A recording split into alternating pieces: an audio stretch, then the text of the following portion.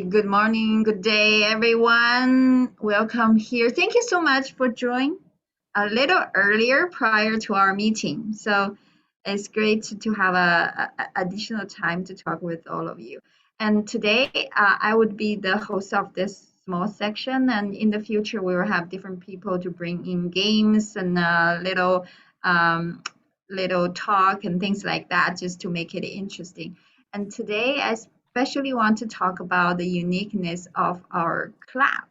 And I think it's a big topic. We want our club to be something different and standing out from all other clubs in the world. So I'd like to hear your thoughts about it.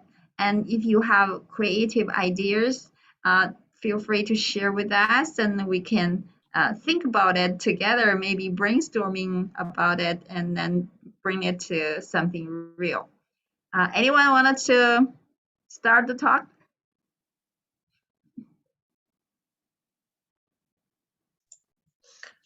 If you want. Nadia? Yes. Go ahead. For me, that club, it's an opportunity to travel because I like that, to improve my English because in the different country, it's not the same accent. So I have to be very carefully, and it's good for me. Thanks to that club, I almost finished my second part because you don't know, but I am a little bit lazy. And in St. Martin, there are certain clubs, but I didn't want to drive to go in another club. With you, with that club, I did that every Saturday, every Sunday. Even I don't took any word. I try to be present. I went to Dominica to do my presentation with DTM Swanee Club. He came to our club. She was the evaluator next week. She accepted. And I don't have a lot of money, but I am very rich of that experience. And I will try to do my best.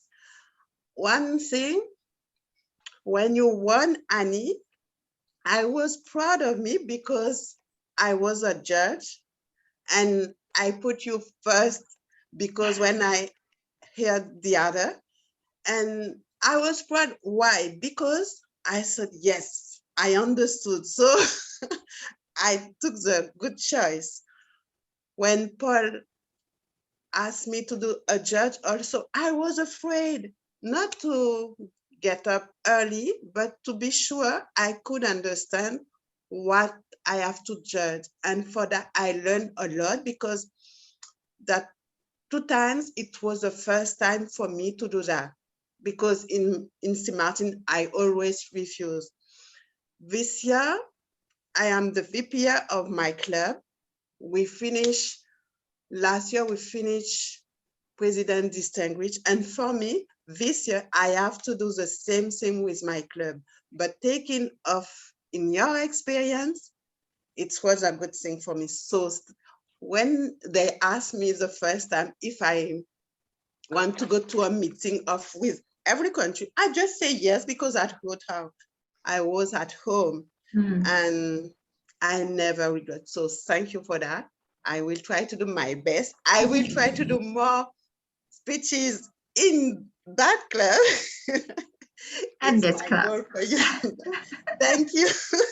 Well, thank you for sharing that. That's wonderful, right? I personally I feel the same. I'm learning the accent. I'm the one who has an accent and then I need to learn all the other accents. And it's difficult for us speaking English as a second language to switch between accent. Like for our club, it switches every single people, changing of the speakers.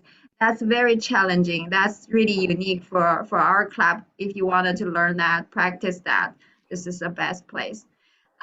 Anyone else wants to share? This is a topic about uniqueness of our club before our official start of the meeting. This is something new, so feel free to take the stage. Especially our non-executive members, I'd like to hear your thoughts and ideas. Rosemary, you want to say something? I could.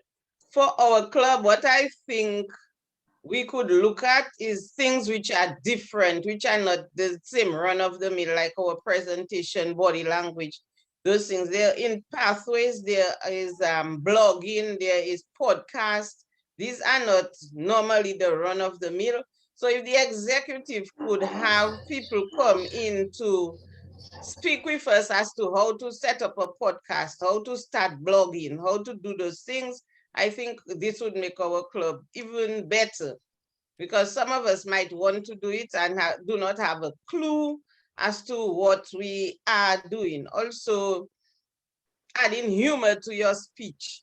Sometimes it comes out and sometimes it doesn't. So if we could look at these over the next year, so that we can say, well, our club has X, Y, and Z.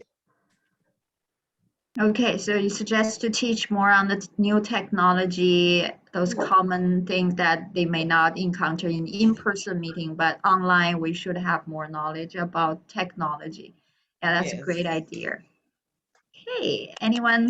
Jean, do you have anything to say to us? Yeah, so I think, I mean, I find every club is unique. Every club is the sum of all of the different people and experiences that arrive. So just by the very nature of it, I think clubs are unique in that way.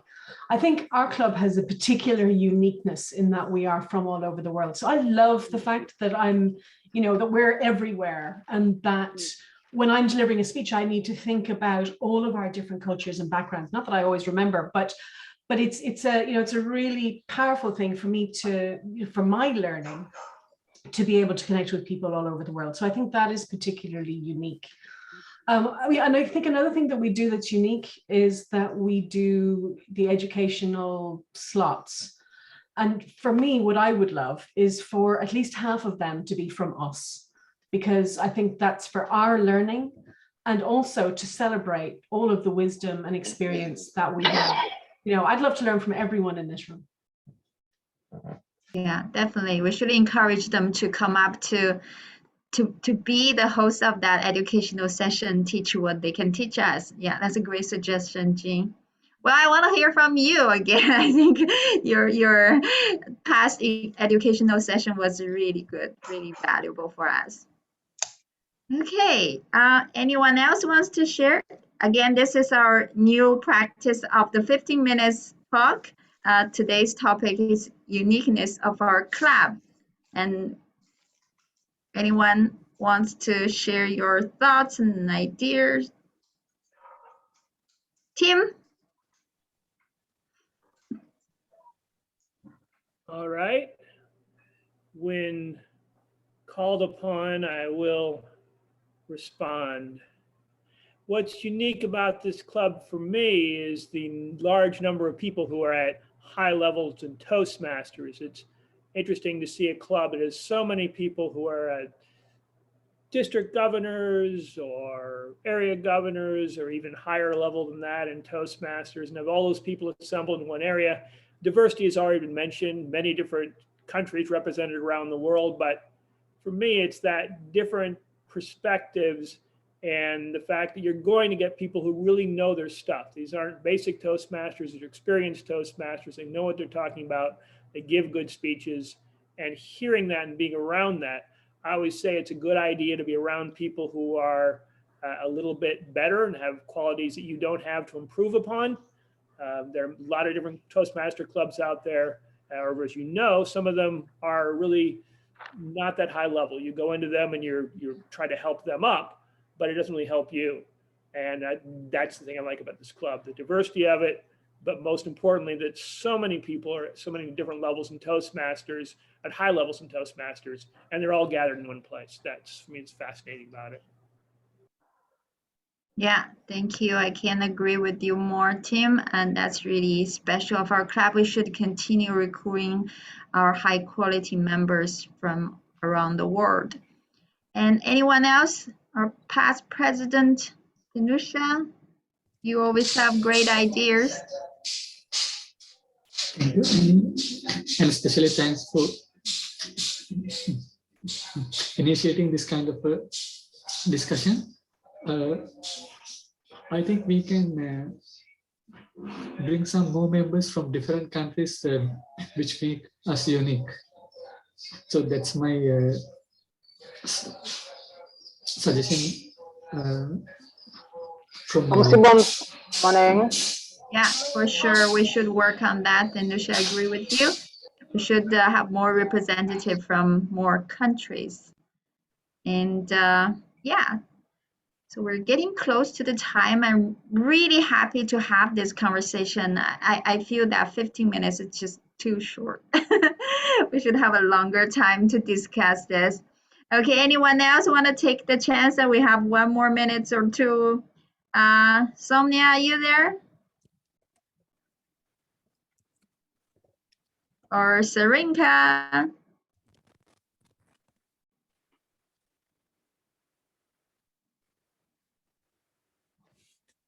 Hi, Noosh. I can't hear you.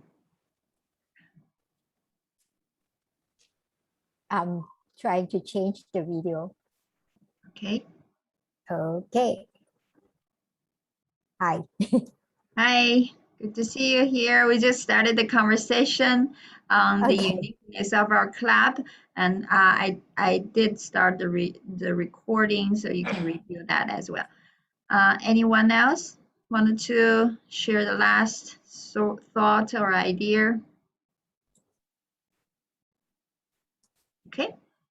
So I think we're getting closer to the time, Paul and Geroid. Are you going to be the SAA? Who's going to be the SAA? Yeah. Yes, I'll take on the role of SAA for today's meeting. So just to welcome everyone here today. I don't see any guests to introduce, but it's lovely to welcome our guest speaker, Neil Dunsmore, all the way from Canada, who'll be giving us a lovely presentation today. So just I'll run through the netiquette briefly. So we've all been here before. So if you're not speaking at the meeting, please remain on mute. And if you have to step away from your position or your seat, please just turn off your video. So don't have anything disturbing in the background that could put off the speaker. So other than that, enjoy today's meeting. You're all very welcome. Great to see everyone. And with that, I'm going to hand back to our president, Annie.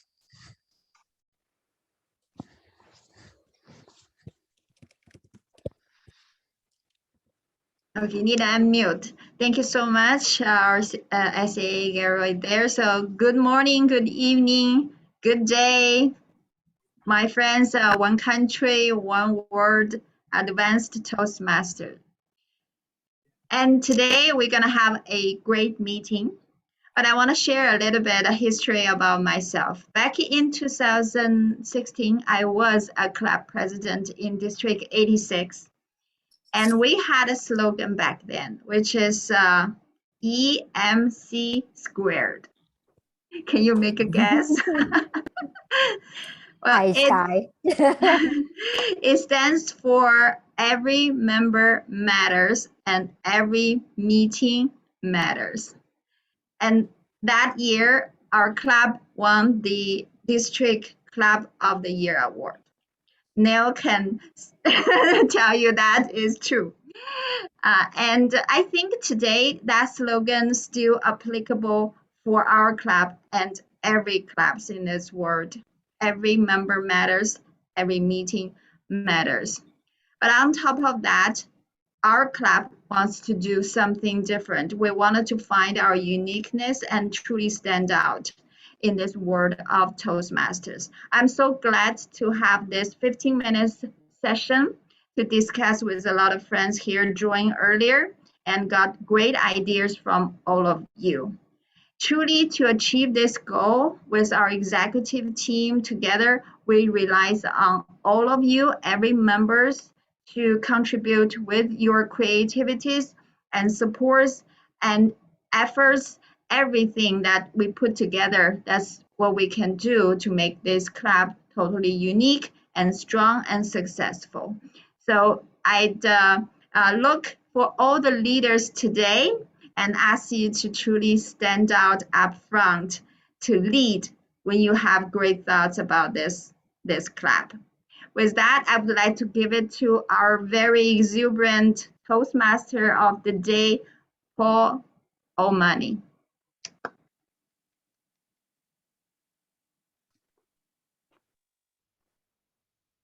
Distinguished President, it is a great delight to receive the gavel from you and to play the role of Toastmaster of the day for this extraordinary meeting. It behoves the Toastmaster of the day to set the scene and tell you what kind of a meeting we're going to have, to tell you something about the agenda, and gradually as the meeting unfolds, to introduce you to the people who you are going to listen to. Let me start by simply saying that we have a theme for this overall meeting, which is in keeping with the place we're at in the Toastmasters year. This is early in the year. It's a very special part where we've all made our resolutions, I hope, for the year ahead. We've all been expressing our hopes for the reign of our president. We've all thinking ahead, and the idea that you should stand up and stand out in the year ahead brings up lots of memories about being asked to stand up and speak out in your life already. So today is a terrific example for you to stand out in front of the club and stand out in front of the people who will watch this recording who are not here today, and do your very best. And I have an absolutely terrific joy to be able to tell you that the kind of meeting that we're going to have a meeting where we have speakers giving prepared speeches. We're going to have speakers speaking off the cuff, impromptu. We're going to have tourism, culture, beer.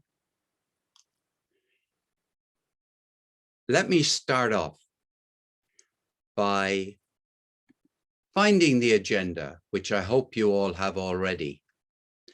And let's start with a bit of inspiration.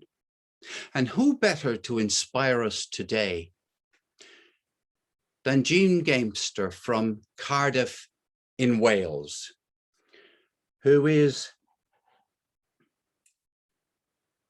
an extraordinary individual who has been a district director before of District 91.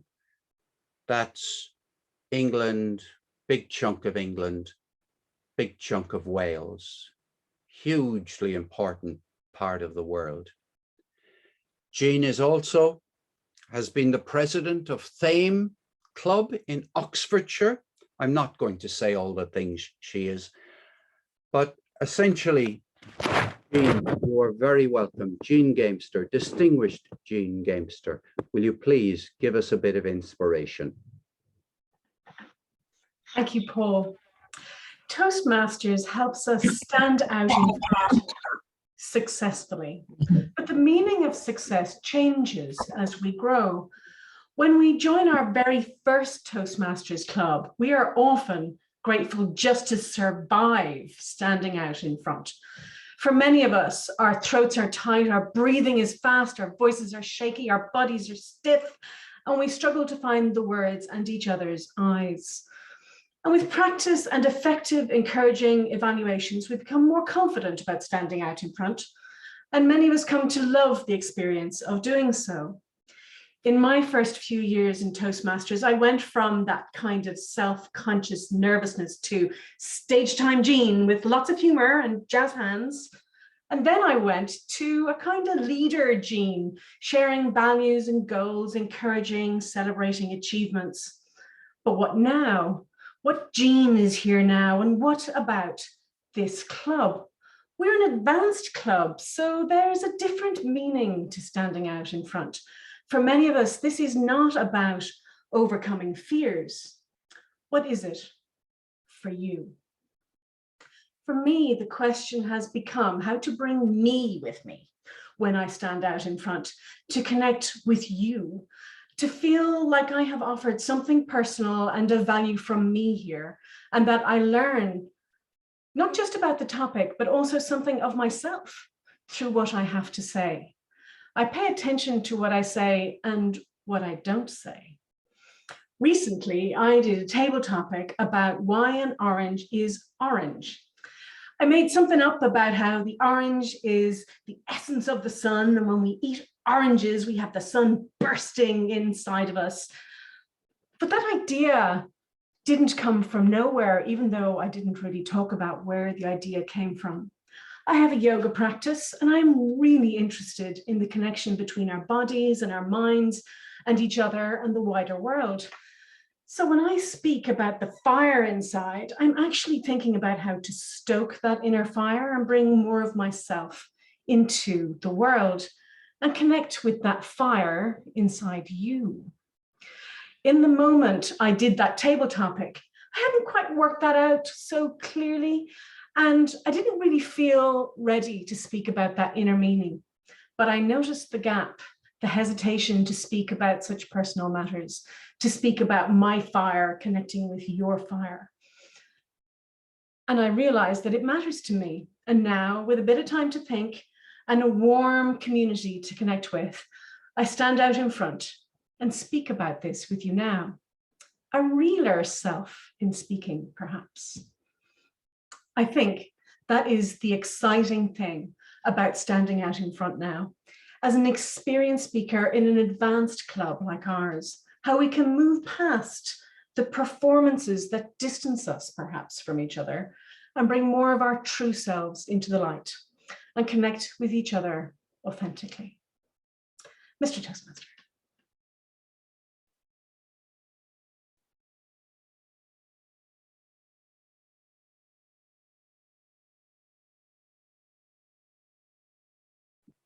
Wow. The idea that it's good to reveal something about yourself brings to me the idea that what helps people to reveal more about themselves more than revealing something about yourself. So I want to say Jean has created and helped create an opening, a space within which revealing yourself is valued. Fantastic. Today's meeting was put together by a collaboration between Ireland and the Caribbean, between District 71 and District 81, two of the greatest districts that have ever been invented. Yes, the general evaluator today, my collaborator, my partner, is Rosemary Sweeney, who I'm going to introduce to you now.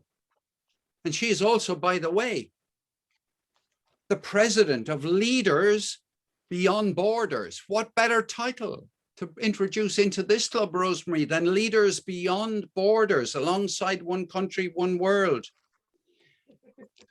District 81, gotta tell you, stretches from Haiti to Suriname.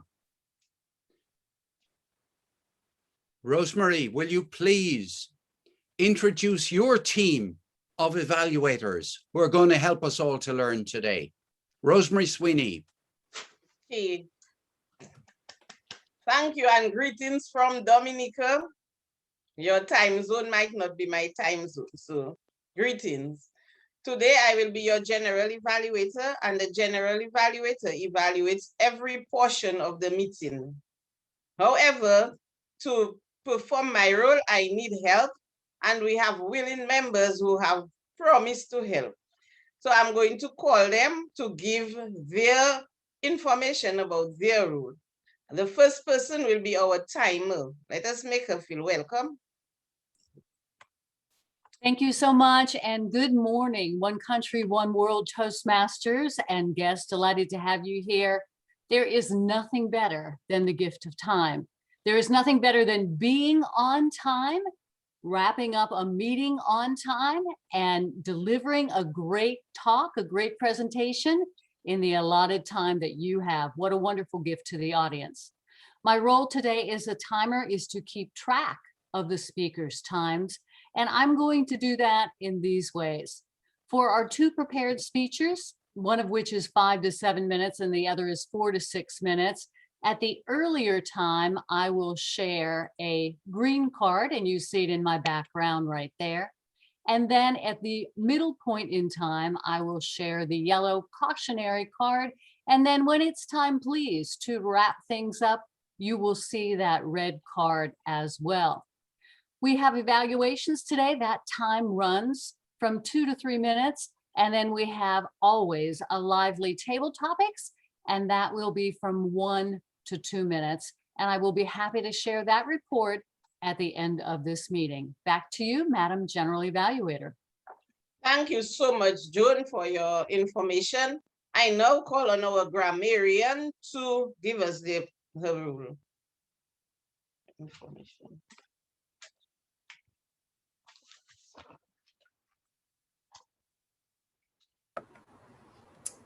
Good afternoon, good morning, and good evening, everyone. I will remain without a camera today because I have a very bad internet connection. My role as the grammarian is to provide the word of the day, which today is to reticulate. And I will post in a minute what in the chat, everything that I am going to say to you. Reticulate as a verb means to divide or mark something in fact or in appearance in such a way as to resemble a network of small squares or lines.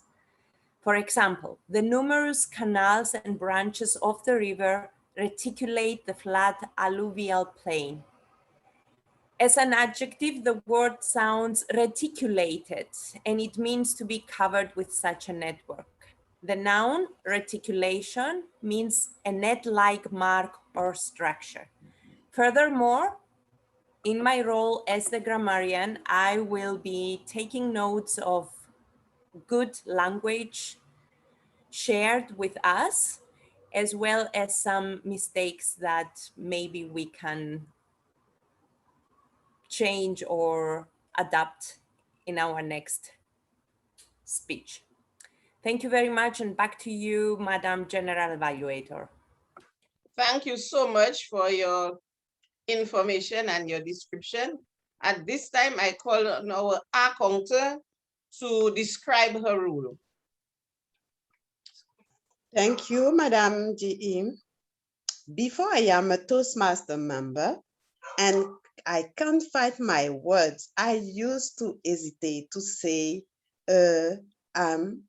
and in Toastmaster Club, I discovered a word called accountant, and it's mine today. My role as the accountant is to count the number of unnecessary sound or repetitive words you may use when you are speaking on stage. I will be observing and taking note of words such as you know, like. These are fillers words that affect a speech. I will present my report when called upon to do so by the General Evaluator. Back to you, Madam G.E. Thank you, Madam Accountant. And at the end of the meeting, we shall be presenting our report as to our findings during the meeting. I now return the virtual lectern to our Toastmaster of the day. Brilliant, brilliant, Rosemary. Thank you so much. What a great team you have there, standing by and working all the way through the meeting. Do you know that we have a wonderfully reticulated meeting today? I see such a reticulation of images in front of me for a word that I have to confess as a poet I did not know before. I want to express my huge thanks to our grammarian for having such a reticulated mind. We do need to be in boxes, don't we? Whether we like it or not. Let me take you now to another individual feature of this club, which is special, which doesn't exist anywhere else as far as I know. And it is to be a tourist. One country, one world. We have to go on tours. And today I have for you a person who's going to do that. Marcano, born in Barcelona, currently living in Fuerteventura in the Canary Islands. We call it the Canary Islands, but Canary Islands.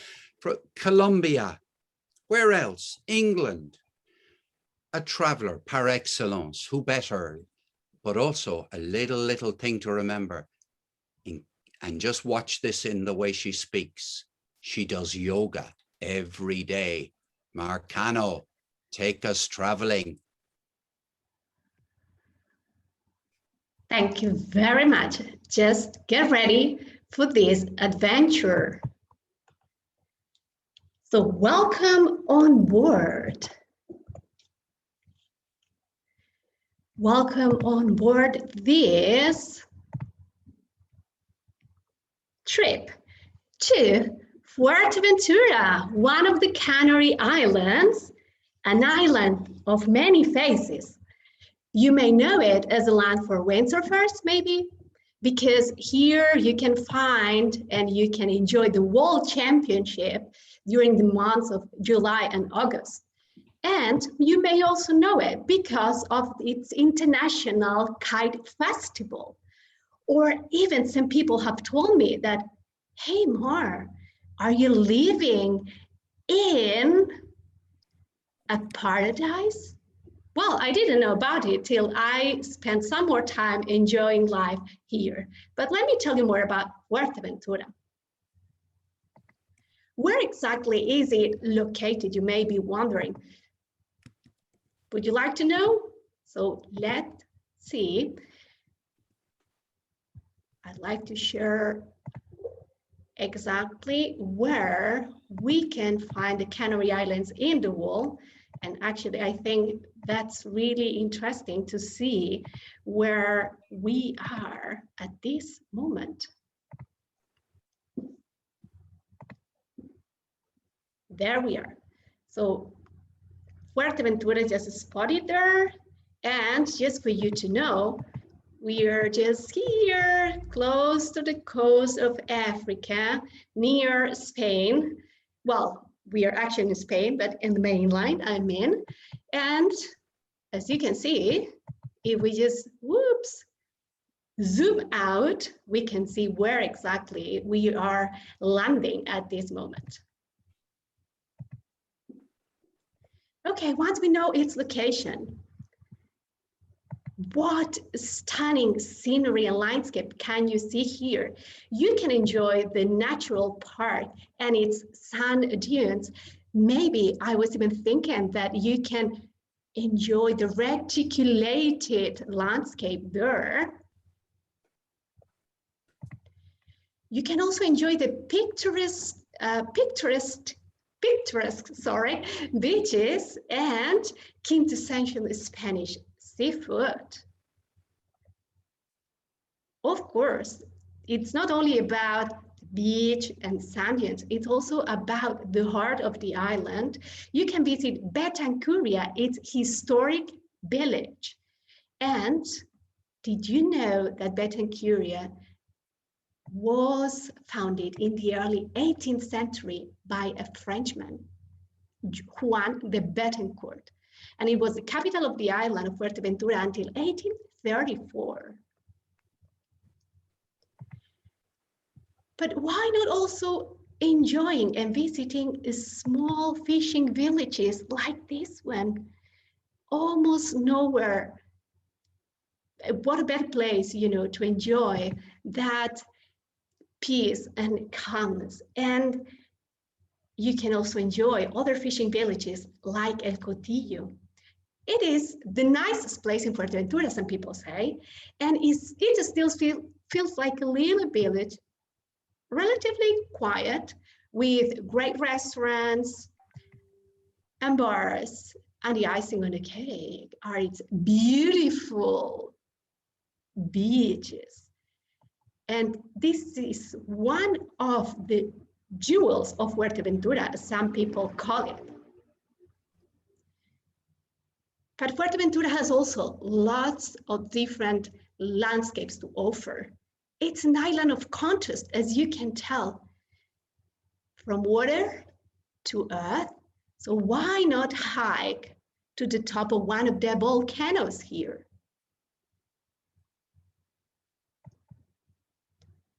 This is a very nice place. You can enjoy an amazing sunset.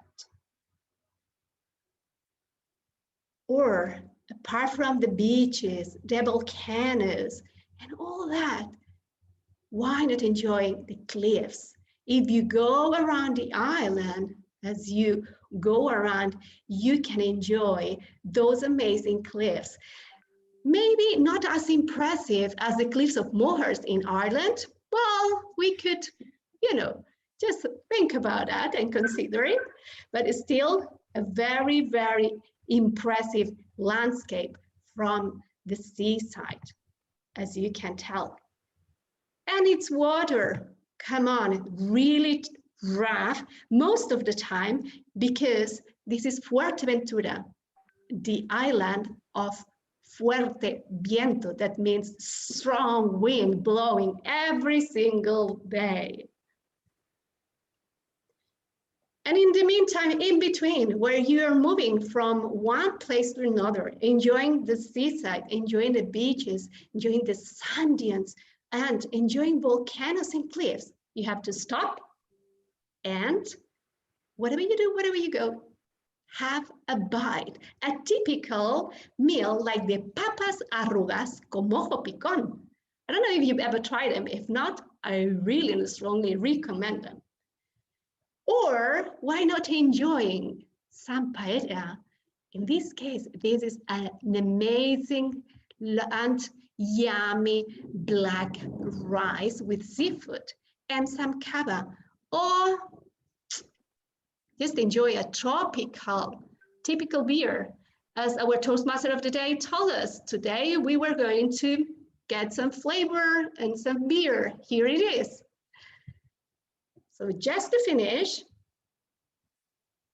enjoy the reticulated landscape of Fuerteventura and come to visit. Toastmaster of the day, back to you. Wow, that was a volcano. Lava, liquid, language came to me. Thank you for warming us up. Everywhere you go in the world, you have culture. Now I want to introduce you to our own Nushanath, whom we know as Noosh. One of the best countries in the whole world is Bangkok, Thailand. One country. Noosh is from Bangkok, and she's an organizational development and human resources consultant. She's also the vice president of education for a club in Bangkok, which is called Bangkok Toastmasters. And she also is the vice president membership for One Country, One World. Give us a bit of culture, Noosh.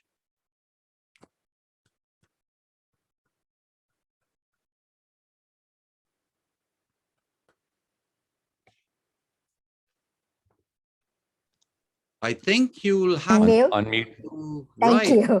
Noosh, start again. I loved lip reading, but I think maybe carry on.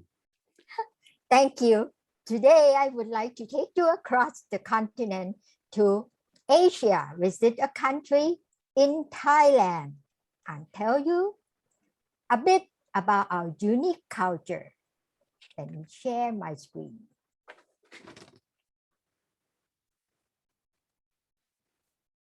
Oops, I need to see this one.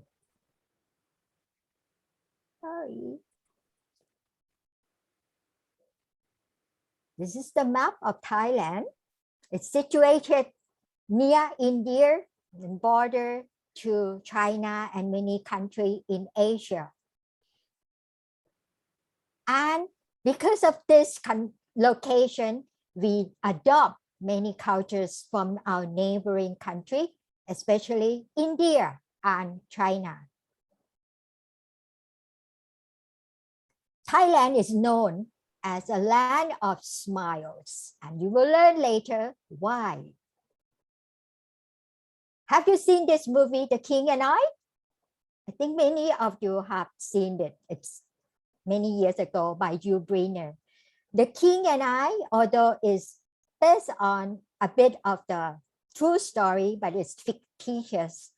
And it's about the king, great-great-grandfather of the present king, and a governess called Anna from America, from England, I think from England, sorry.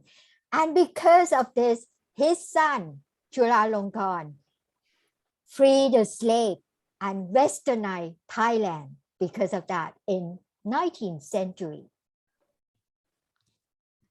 Thailand is a reticulated, eclectic mix of many cultures, just like the food that we have daily with a lot of herbal stuff and spicy. And there's a local proverb that's saying, physical charms attract the eyes, goodness attract the mind. That means it's our gentle manner of culture that attract the people to the land of smile. We do not call ourselves land of smile for nothing, you know. And also, you can see the contrast of different culture. Like from a spot, you saw all the street food, but then you walk further 2 meters away, high-rise building, patch restaurant, and all the department store. This is the body language, universal body language that we show respect, the why, or namaste in India. Notice the gesture, the girl on the left of my left, lower her head lower than the other. That signifies that she is maybe less senior or less senior in position and in age. So that's the gesture that we can tell who's the senior. And there's another local proverb saying, the sweetness of good food does not last long, but the sweetness of good words do. What does it mean? It means our culture is indirect communication style. We do not say things directly like the other countries. And there's the basic concept of this culture. It's that we say face. We do not try to make people feel they lost their face in front of the others. So that's the way how we use our word to convey our culture. Then another local proverb saying, the youth walk faster, but the elderly knows the road. We respect the elder member of the family. So my friend, he said he enjoyed having his gray hair because people respected him. Another proverb that I like, to a man, wine is like water in the boat. It can carry him or it can guzzle him up. That means we tend to do things in moderate way. We do not do things in the extreme, like going to water scooter at night, which is not safe for us or not acceptable for many locations in Thailand. Then there's now fun facts. The late king who passed away, the father of the current king, passed away in year 2016. And his death, many people, about 17 million people, gathered in front of the palace for 100 days every night just to pay homage or respect to him. And also airport, all the mass communication closed for many days to memorize or mourn his passing. Another fun fact, believe it or not, we have 44 consonants in Thailand and 32 vowels, and we have tonal language. So if you don't say it carefully, it might mean different things, like the word suay, that means pretty or beautiful, but suay means bad luck. So pronounce it properly if you want to convey the right mean communication. And then the icon of our country are the elephants. We have elephants park. We have project to take care of sick elephant. And one day when I drove on the road, there's elephant behind me and on the road. And I said, what happened? And all the traffic stopped because of that elephant. Let the elephant went past. That's how we love our iconic animals. And another fun fact, we love to eat ripe mangoes with rice. Imagine that, rice with coconut milk is the specialty of our country. And Thailand is also home of Siamese cats. Those who love cats, Siamese cat originated, I believe, from Thailand. And not enough. The Siamese twins named after Siamese twins of Thailand also. The first pair of our Siamese twins, Chang and Eng, now I think his family relocated in America, and they have many children afterward. And the last one is Mr. James Williams Thompson, an American. He single-handedly revolutionized the silk industry in Thailand. And on the right-hand side, you see his museum rebuilt after his disappearance in Asia. Nobody knows until this day what happened to him. So if you want to know more about Thailand, stay tuned, join with me for the next episode. Toastmaster of the Day. And there you heard it straight from the district director herself, straight from District 97 Director Noosh. You couldn't have heard it from anybody better, could you? Now I want to introduce the next person who comes from Ireland. Gearóid Murphy is the treasurer of One Country, One World Club. And Gearóid Murphy lives in Carlow Town in Ireland, which is a very small town by some standards, but very big by some other people's standards. He is also this year the vice president for membership of Toastmasters for Golf. And he's also IT support to 125 clubs in the world. I'm practicing hyperbole, but it isn't that much of an exaggeration. Now, with a speech, which is part of his journey into team collaboration, a level 3 project 1 successful collaboration in which Gearóid Murphy is going to talk about his experience of a real live collaboration he's been involved in.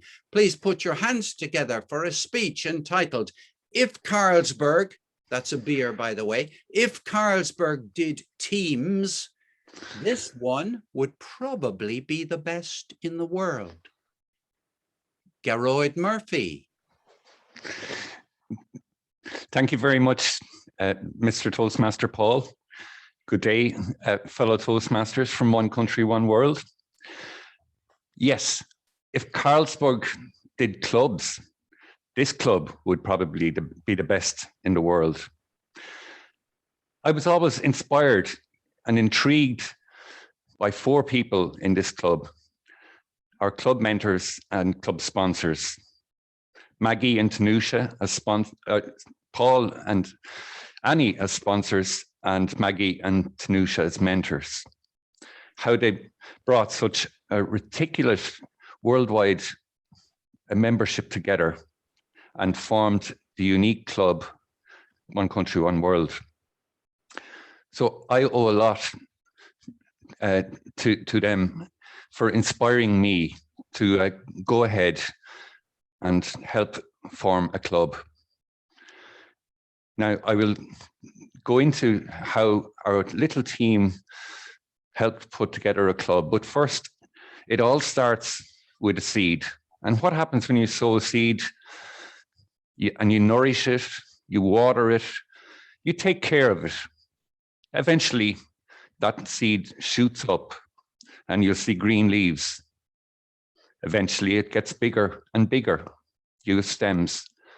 It mightn't be much to look at, but eventually, what that seed will do is bear a flower or bear fruit. So that's my logic on how a new club came about. Our Toastmaster of the day approached me last September and said, "I've got this great idea, a unique club which brings together Toastmasters and also Toastmasters who are enthusiastic for golf." I said, "I want in. This is a terrific project. And as a keen golfer myself, I wanted to be part of putting a club together." So what we did was we put our thoughts together. We developed a steering group, a great team. 4 people came together, our sponsors and our mentors, and we worked it out. We went through all the details. We started to recruit members going into District 71 and further afield. In fact, we got a ridiculous audience ourselves. We went as far as Lima in Peru. We went to America, we went to Italy, and we've gone to Germany. So it brings members from all over the world. After a lot of effort and my own experiences came in handy, and what I learned along the way was the process of putting EasySpeak together, the process of setting up Facebook accounts, Twitter. But the most satisfying part of it all was to learn exactly what it takes to fill in all that paperwork to submit to Toastmasters International when that joyous, wonderful moment comes when you are almost set the charter. Through great collaboration among the steering group, we had great news. On the 28th of January this year, we chartered Toastmasters for Golf. We had grown from 4 members of the steering group to a full club, 20 very eager and enthusiastic golfing Toastmasters. It was wonderful, and we held our first meeting in late January as well. Everyone brought something unique to our club. Everyone brought great stories. And one of the nice aspects of our club is that you don't necessarily have to be an avid golfer or know much about it. You can come because we do topics with a twist, and our speeches, they're motivational and inspirational and can be used outside of our golf meetings. What I find most enjoyable about this club is the fact that it just came together from a seed, came together from that idea, and now we are thriving. We are in Division A, Area 11 in District 71. And already we have had wonderful success. Select distinguished in our first year as on the Distinguished Club dashboard. We had our 2 division champions in evaluation and in the international speech. And one of our members, not representing our club, but representing another club, did go on to win our district table topics. It's wonderful that out of this comes our new team of executive club officers for the year. And it's wonderful to be part of a fresh club and to hear new ideas and to work with such a great committee.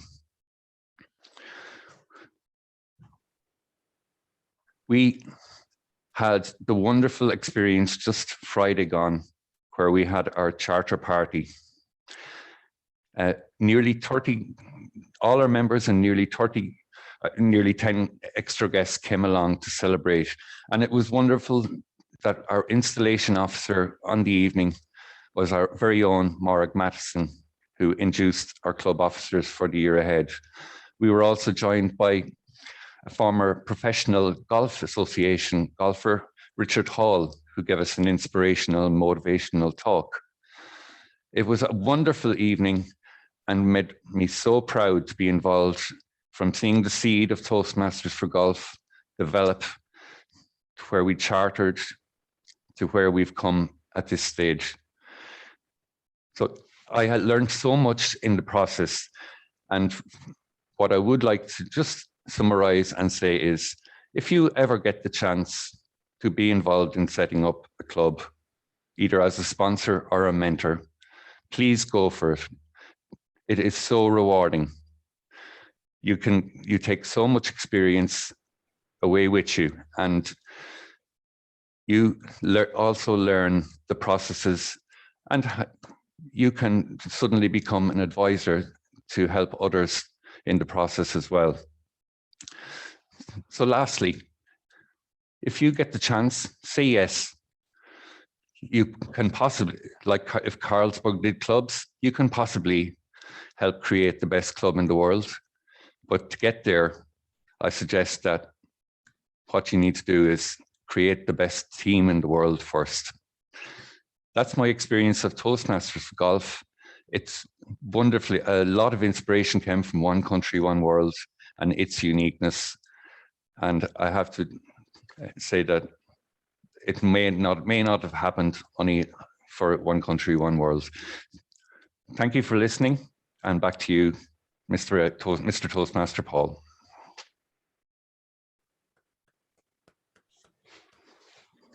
Well, distinguished Toastmaster Murphy, you are indeed distinguished. Thank you very much. By the way, some of you might think I knew what Gearóid was going to talk about. I hadn't a clue until he started talking. So it was absolutely wonderful. Thank you, Gearóid. Thank you very much. Our next speaker was the very first person from the island of St. Lucia to be elected to the trio in her district, District 81, which is well represented at this meeting today, thank goodness. One of my favorite districts in the world, I have to say.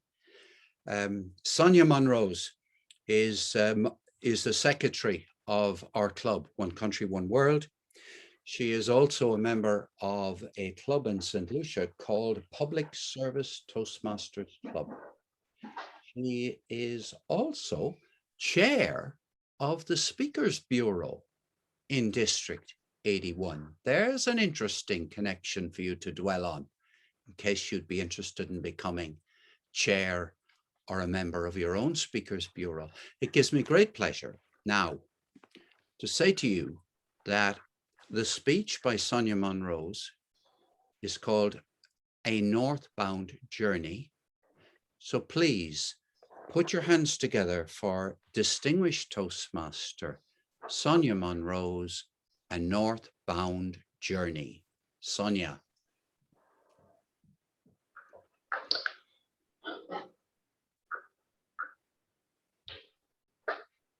Oh, this is Good her, morning. this is her icebreaker. Excuse me. Sonia, for you. Good morning, fellow Toastmasters, guests. I was born Sonia Monrose on the island of St. Lucia on September 29th, quite a few years ago, on an eastern coastal village named Dennery. I have a map of St. Lucia right there. I'm not sure if you can see the red map leading to Dennery. I spent my formative years in that village, living with my parents, Joseph and Anne-Marie Augustine, and my three brothers. A fourth brother came much, much later. He was 21 years my junior. I also attended the primary school in that community, which was only about 5 minutes walk from home. And a little later, the junior high school down in the center of the village. Growing up in Dennery was much fun to me. It was very happy days, I should say, where my parents worked assiduously to provide almost everything, I should say, that we needed, particularly when it came to education. Not that they spoiled us, because we had to do our part as well. Whether it was in the home, doing the domestic chores of the laundry, the cooking, or on the farm where we participated in all of the activities, whether it was relocating both morning and evening, the more than 30 sheep, the cows, feeding the animals and cleaning the pens, or doing the planting or harvesting on the farm. There was never a dearth of work on that farm. What brought a lot of fun too was bathing and playing in the reticulated rivers on the farms. My fondest days of growing up was playing with my brothers. I remember us playing until early hours of the morning, sometimes about 1 a.m. Until we saw a vehicle light heading our way. We knew that my father was on the way home when a friend would be dropping him from one of his own games night or one of his escapades.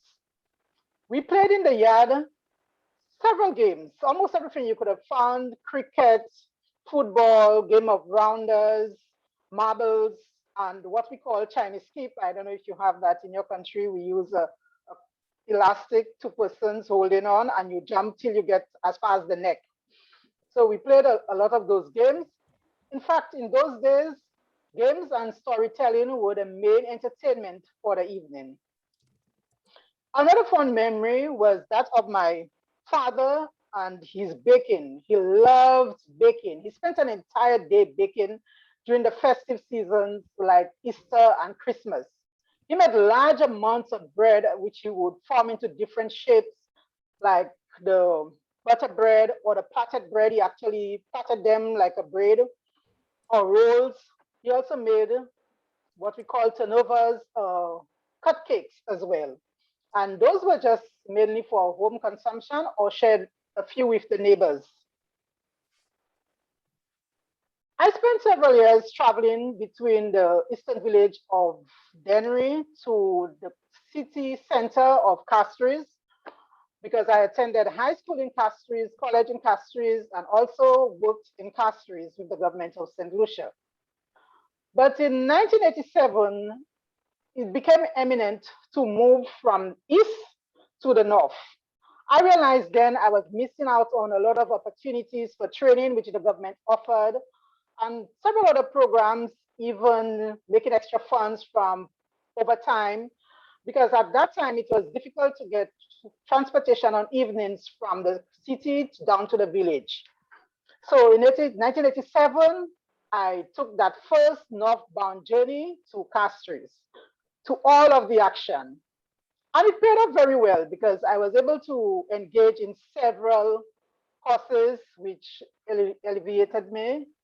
I also started my undergraduate degree part-time and even took up lecturing part-time for about 13 years at the community college and other training institutions.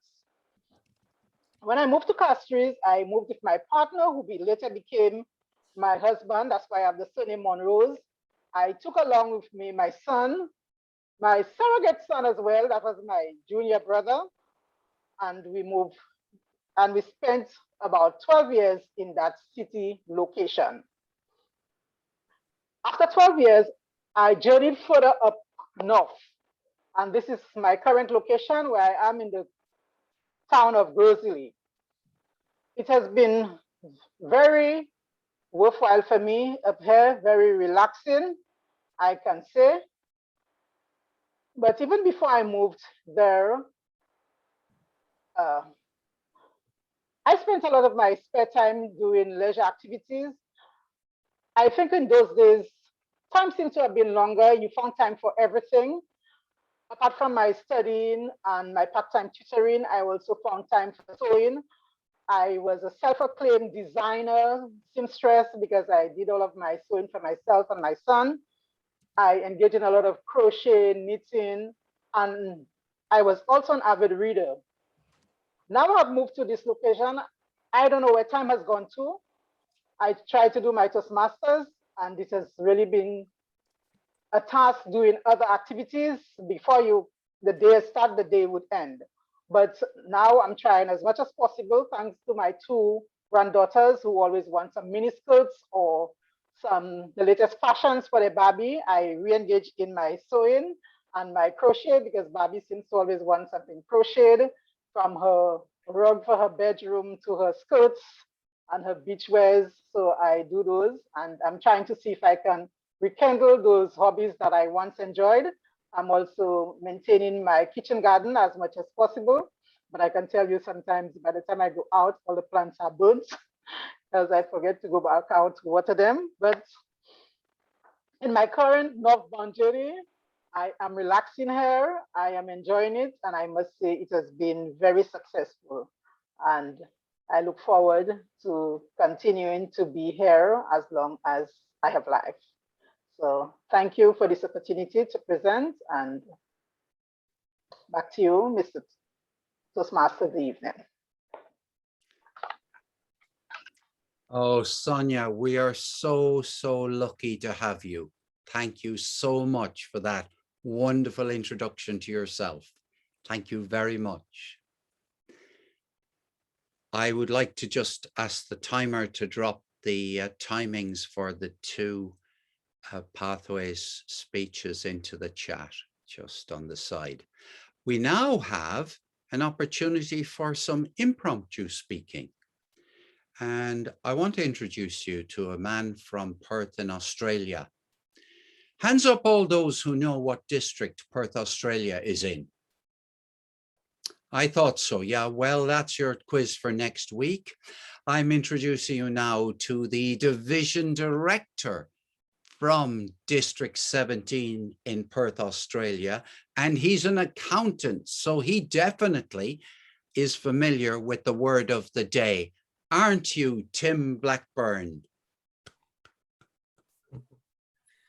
Absolutely. Thank you, Paul. I'm actually the district director, not the division director, but that's okay. We'll go with that. But welcome board, and what a wonderful theme we have today. So the theme that we're coming today is standing up front. Toastmasters is a great platform to really develop those skills, aren't they? So I'd like to ask my first question. My first question is, tell us about a time that you inspired an audience. And I'd like to direct this question to Thenusa.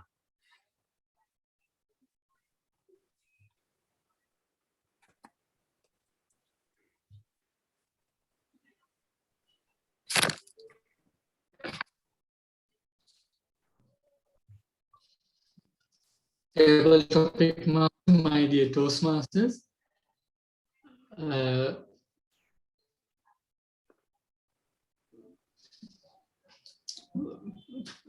I joined Toastmasters who was struggling to speak. Later on, Toastmasters gave me the confidence, and I was improved best speaker of the club. Then I won some speech contests. Then I did some keynotes. Those incidents helped me to develop an inspiring speech to inspire and week. I was inspiring a group of Toastmasters, which is under District 82, Kadawatha Toastmasters Club. So it was Toastmasters who helped me to inspire, and as a gratitude, I am inspiring Toastmasters now. And back to you, Mr. Toastmaster.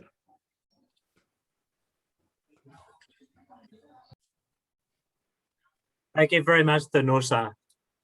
They often tell us, make your life the message is the way to stand out. Tell us what that message is, Sarinka Jaga.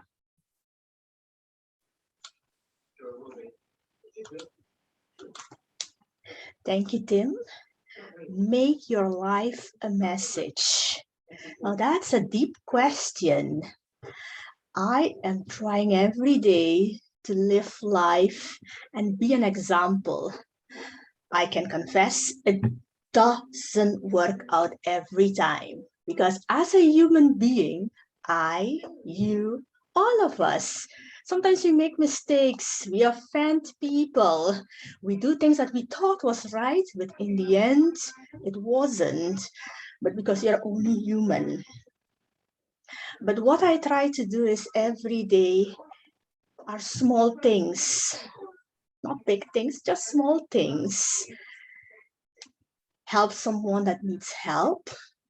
To give a brief example, the other day I was in the supermarket, and sometimes you see more mature people coming to the till, and instead of just going with the flow and take your turn, I can just move back and ask them to go before me so they can get out of the supermarket earlier or faster. Maybe not faster, but in any case, you don't need to wait in the row. I also help along in Toastmasters. If I keep it to the Toastmasters, I do a lot in D71 with tech teams along with Groit, amongst others. We run a lot of meetings. We help out with contests, we give some trainings. So those are the things, two things I do in personal life or for Toastmasters in specific to try to give an example of a good life. Back to you, Tim. Thank you, Sarinka. And helping others is such a vital key, I think, to lead. So thank you for sharing that, Sarinka. I guess when I was growing up, I was trying to follow other people and follow their lead. But I found if I was my true self and believed in myself, I could lead my way, myself. What do you think? I'd like to direct this one to Marcano. What do you think? Thank you, Tim. Would you mind just repeating or saying the question again, asking again? Well, I'll rephrase it another way. The best way to lead is to be yourself. Tell us an example where you had to be yourself. And what do you think? Is it true or not? Fellow Toastmasters from OCAO and any other club and dear guests. if I have to be honest about leading and finding a moment in my life where I had to be me and myself, I would say that that's what I try to do every single day. So I could find examples in everyday life, leading just by being me, the person I am. So as today, when I was introduced, our Toastmaster of the day, Paul, said that I do meditation, yoga every single day. So that helps me to find a moment to really connect with myself and start the day just being the person I am. And maybe you haven't had the chance to get to know me that much, but little by little, hopefully, yeah, you'll see the kind of person I am. Although not very active lately, I have to say that I'm a very committed person, and that's the thing that I think, you know, that's been one of the ways of leading, yeah. And I would like to share an example, yeah. Today, we have the honor here to have as a guest, Angela Cook, and she's a lovely, amazing, wonderful woman who I had the chance to meet when I was a member of Bogota English Club. I had the honor, and I still have the honor, to be her mentor. So I don't know, maybe just ask her, you know, if she if she feels like, you know, I've inspired her and I've led, you know, some way for her to in Toastmasters path. So that's the example that I wanted to share with you, and what, you know, what an reticulated meeting and speech maybe to share that just being you or just being ourselves is the best way to be every single day. Back to you, Table Topics Master. Thank you very much, Mark Cano. And yes, it's good to have inspiration from others, but also I also learned too for myself that you are also great, and you often underestimate your own accomplishments and your own talents. And tell us more about what talent you have. And I'll direct this to Tim Wilson. Well, as you know, it's always great when you get to brag about yourself, because when you brag about yourself, nobody actually knows what you do. So you can pretty much say anything you want, which is fantastic. So, gosh, what sort of wonderful things are there about me that you really ought to know? I'm tall, hugely attractive to women, just a fantastic sense of humor, and just really charming in pretty much every occasion. I master every party. Everywhere I go, people just follow me around. I'm like the Pied Piper of people around Chicago. People ask anybody in Chicago, who's Tim Wilson? And they'll point me out, literally. I have the president on speed dial. And I think that I'm really close to curing cancer. I've just got a few more things to work out about it. Other than that, you know, just a few other things that have to be going on. Oh gosh, I can go on all day. Do you have all day? This is just so wonderful. I think that basically, if you got to know me, I mean, you'd be so attractive, it'd be embarrassing. I mean, it really would be kind of an issue, and you know, people would be looking in public and saying, "Look, just get a room, all right? You know, just he's not that wonderful." And then they take, of course, a second look and go, "Yes, actually, he is." So, too many wonderful things to talk about, but really, I am just the cat's meow. And thanks again, Tim, for giving me a chance to brag about it. Oh, you're welcome, Tim. And I love how you articulate all those things, or should we say reticulate, all the different achievements and accolades you have. They say walk the talk. In Australia, that means it's really important to do what you say to be an effective leader. Tell us what you think, and have you had a situation where that has really helped you in your circumstance? And I'd like to ask to Jean Gamemaster.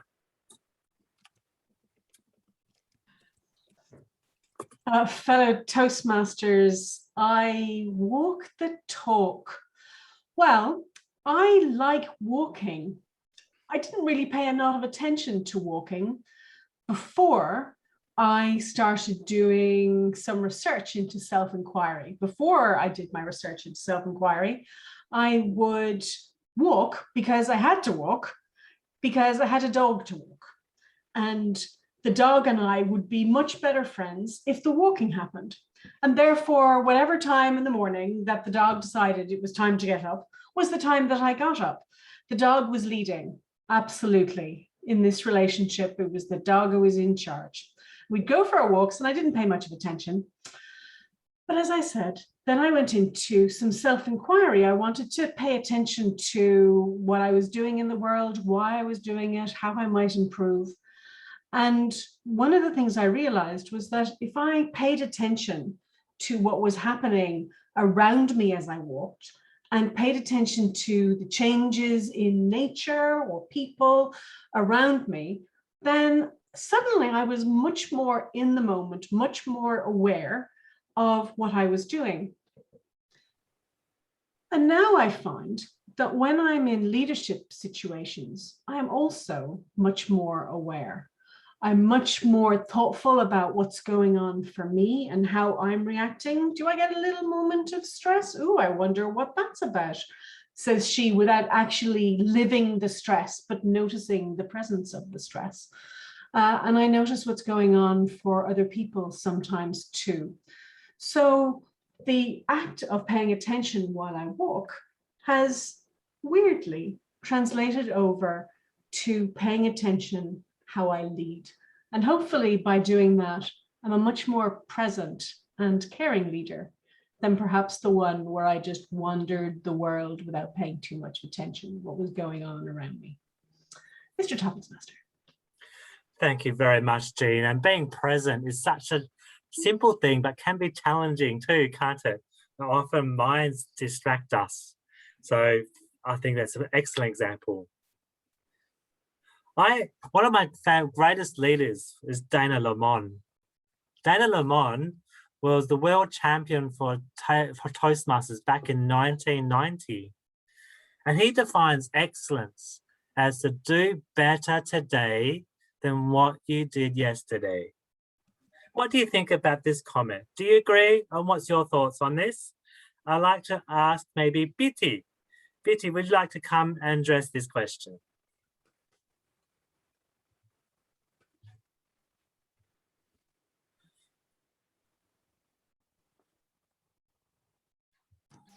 Sorry. I'm here, but I cannot open the camera and I cannot talk. So I can just join in listening to everyone. So sorry about that. Thank you for your invitation. Oh, yeah, that's all right. Maybe I'll deflect that to Dylan Fraser. So Dylan, what do you think? How do you find excellence? Thank you very much, Toastmaster of the Day. And the truth is, I find excellence in others. The fact that I am a servant leader and the fact that I'm part of a wonderful organization called Toastmasters, I get to see this at every single meeting, where you get the opportunity to help others find their true potential and even excel at it is through excellence. I always thought about looking at how I would be if I'm called to make a presentation. And of course, having wonderful mentors, I am able to remember what they would have said. I've been able to get my thoughts together as I began to present my speech. And when I'm doing so, I'm also able to help others. Again, it is through this exchange where we get to share experience, where we get to learn from each other that true excellence lies. I thank you, Topicsmaster.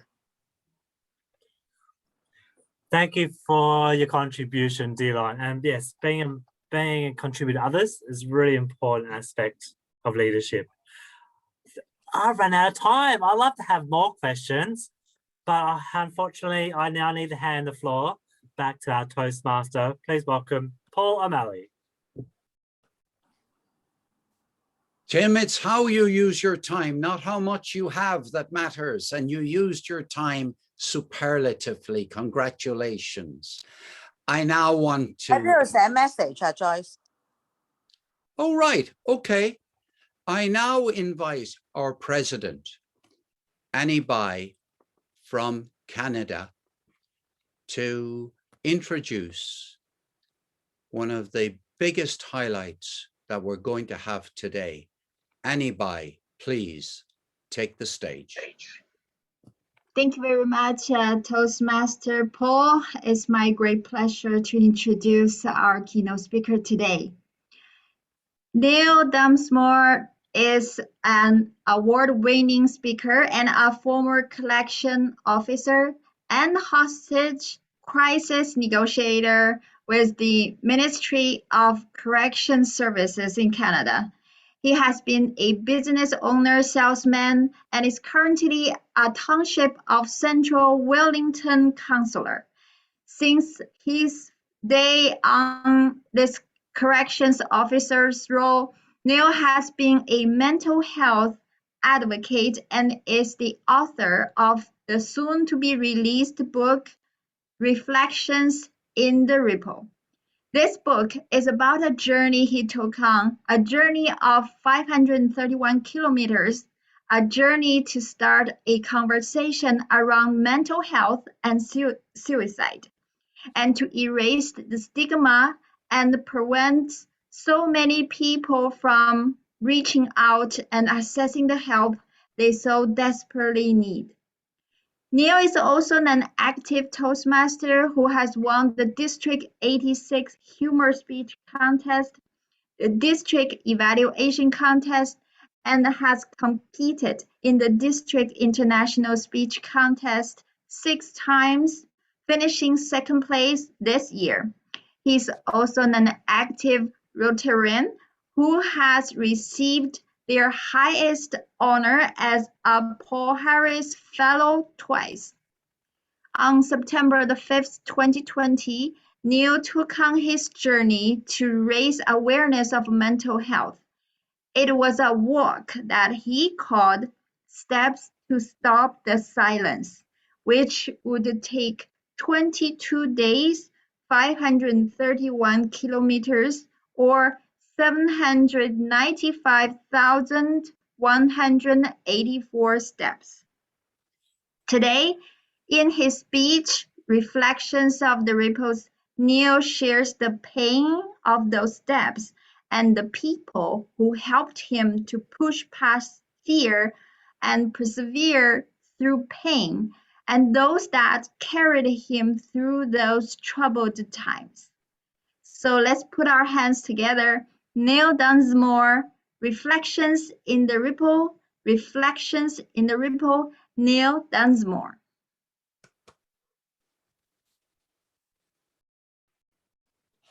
I want to take you back to a day that will live in infamy.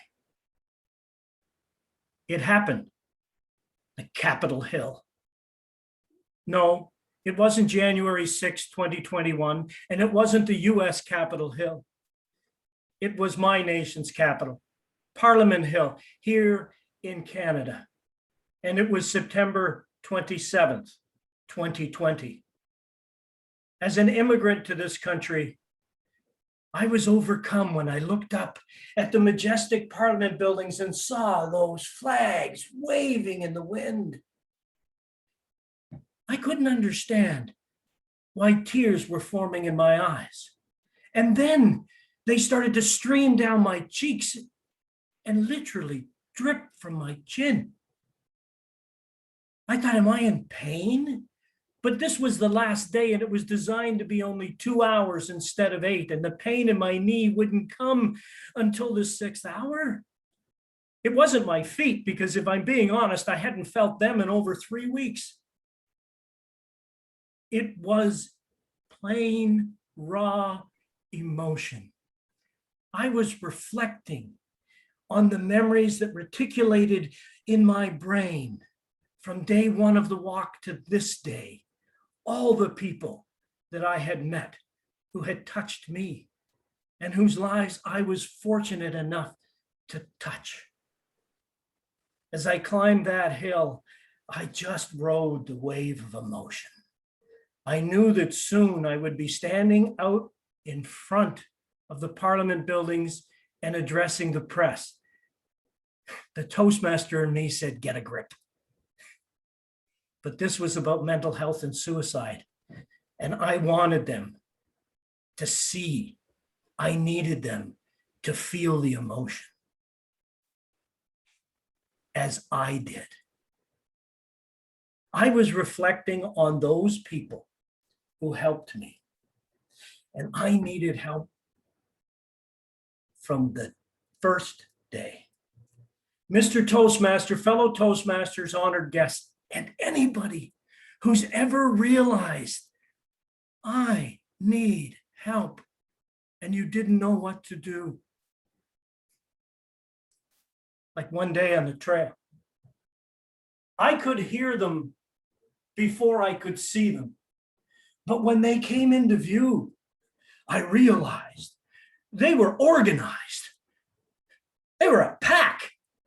Oh, they sent the cute one in first with the big brown eyes and the Cocker Spaniel ears. And I almost fell for it. Hey, gorgeous, look at, wait a minute. Where are your friends? I looked around. I was surrounded. I looked back just in time to see the largest one lunge for my leg. I barely got my walking stick in the way. And that's when everything went crazy. There were teeth slashing and gashing. There was growling and howling. And I'm pretty sure the dogs were making noise too. I was certain that my 531-kilometer journey was going to end right there and then. And it would have, except for two things. The owner bellowed from the balcony, "Here now!" And the beast bolted. And then my cell phone rang. You see, I was walking on rubbery legs after that.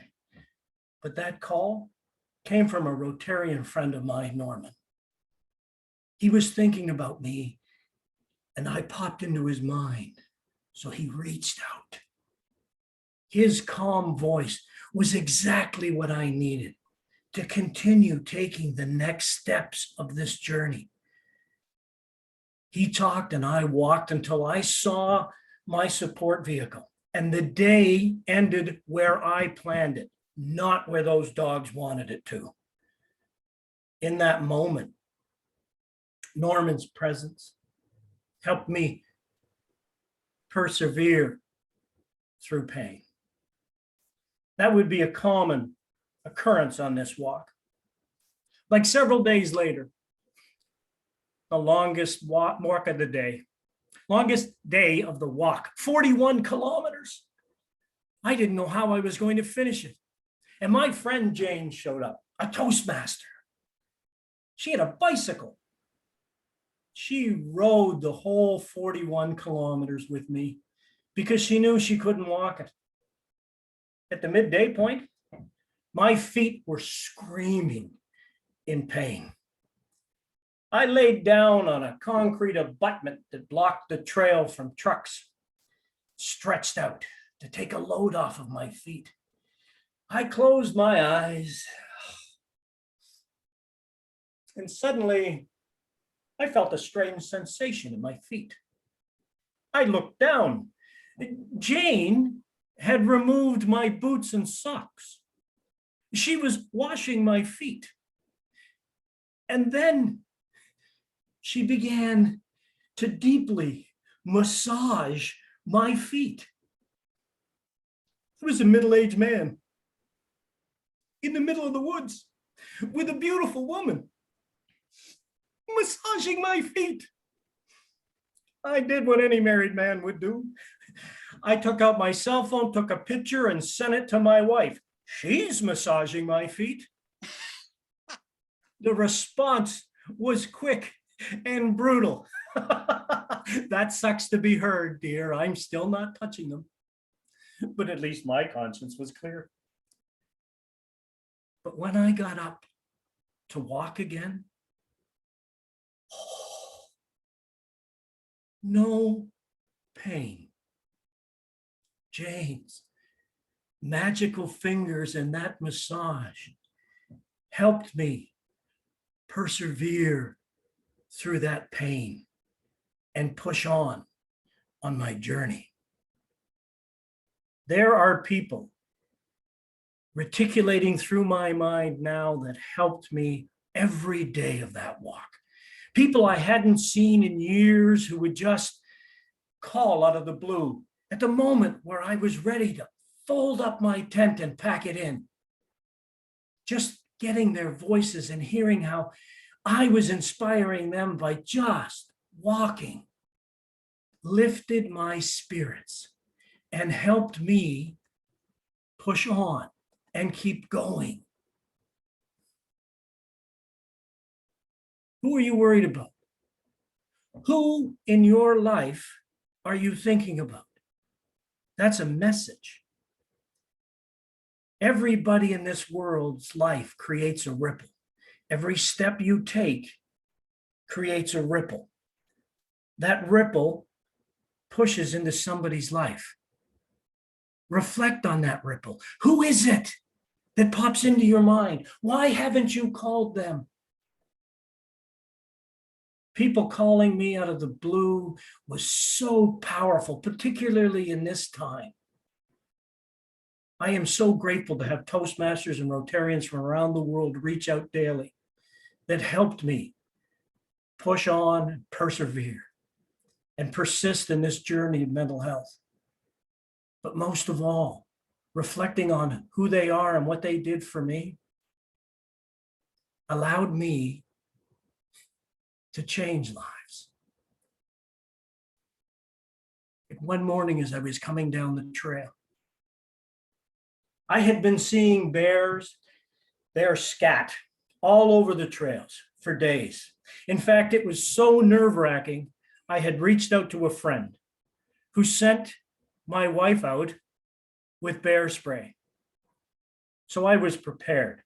Now, for those of you who have never come face to face with a black bear, know this: they are more afraid of you than you are of them.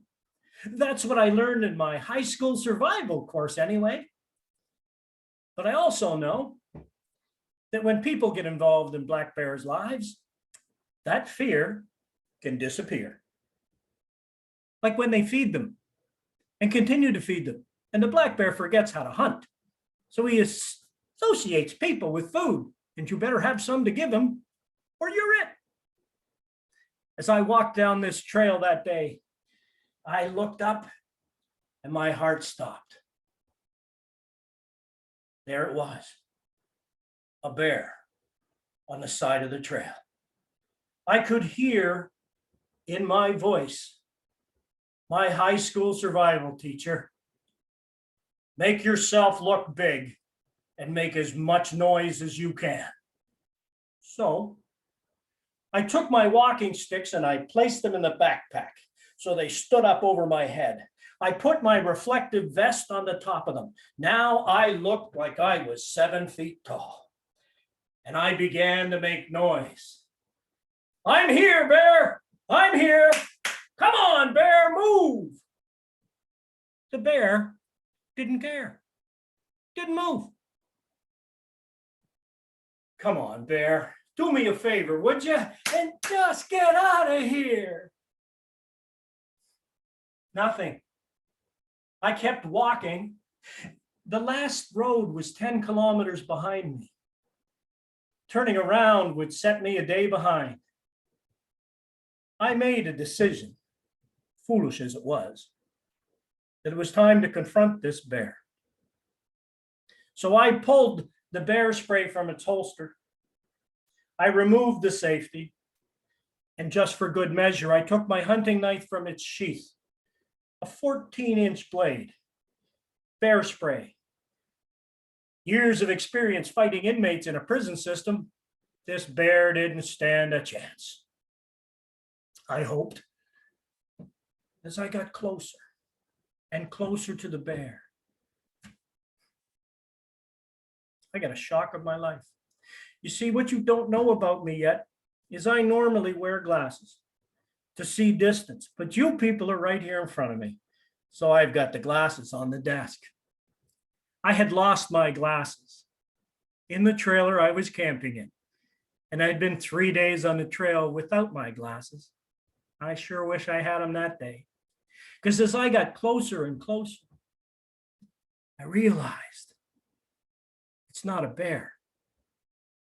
It was a woman sitting on the side of the trail. I'm sorry, miss. You must think I'm probably the biggest misogynistic jerk you've ever seen, walking down here, screaming and yelling at you, calling you a bear.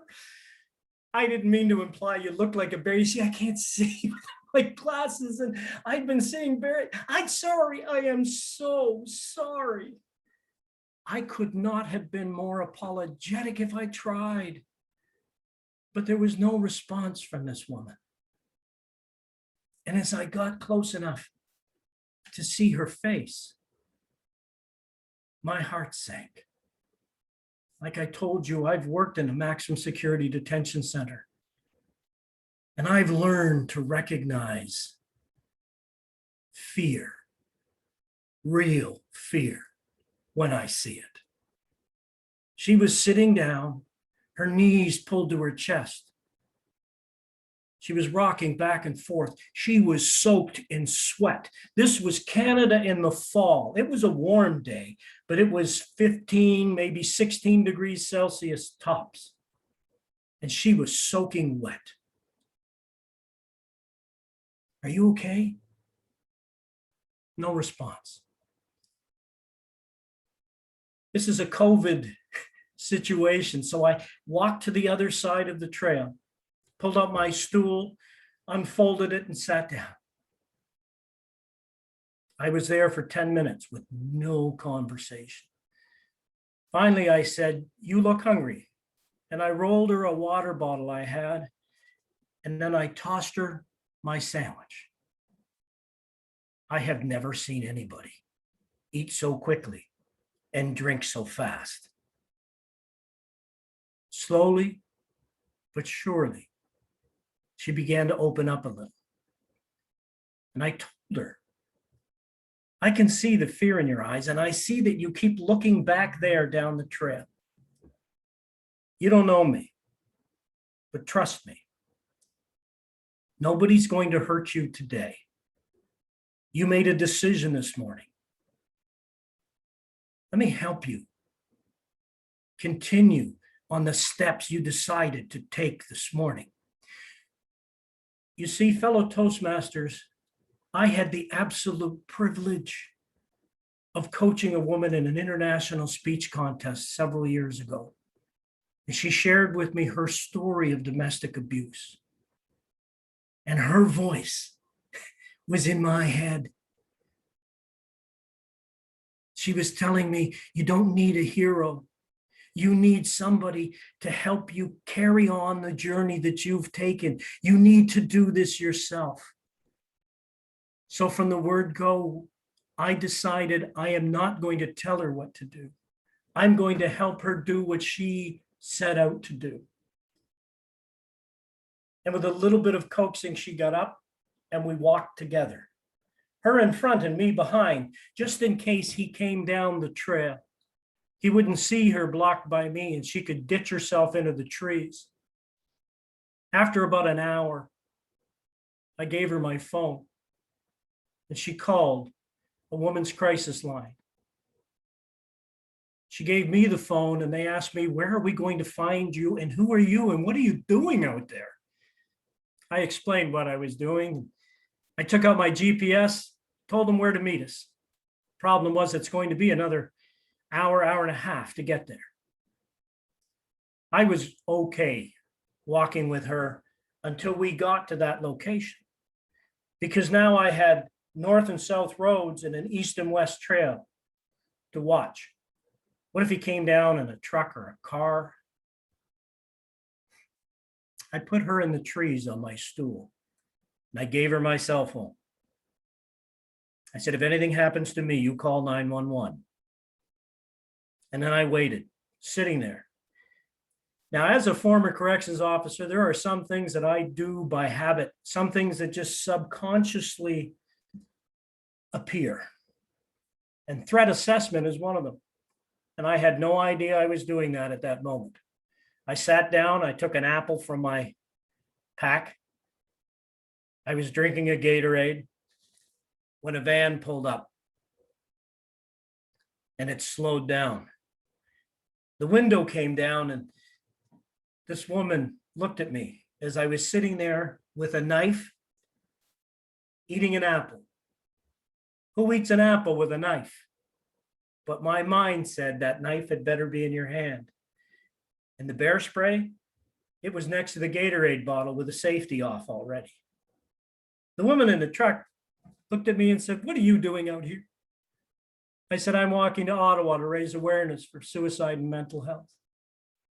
She said, "Mr. Dunsmore, it is a pleasure to meet you." And with that, I got the young woman out from the trees and put her in the van.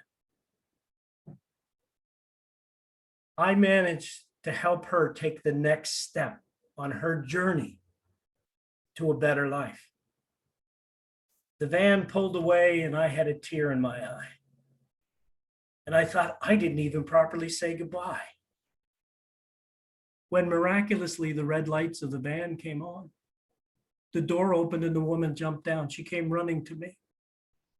I thought, wow, she wants to say thank you. And I extended my arms and she stopped right in front of me and said, "I still have your phone." And she handed me my cell phone. But since my arms were open, she stepped forward and gave me a hug. I told the people from the crisis center, I don't need to be involved in her life, but I do want to know if she's okay. That day when I arrived at Parliament Hill, and I stood in front of that crowd to share my story, to talk about mental health and how we each have a role to play in reaching out to people who reticulate through our lives and helping them through the journey and the crises that happened in their life. As I was saying that, I felt the phone vibrate in my pocket. When I pulled it out, I looked down, a text message from a block number. "Mr. Dunsmore, she is okay. Thank you for everything." "Thank you for everything" are the words that echo in my ears from this walk. To say to the people who reached out and helped me every single time I started to falter, thank you for everything. But most of all, to the people out there who struggle with mental health and are afraid to reach out because of the stigma that surrounds it, you are not weak to reach out. Pick up the phone, reach out, and ask for help.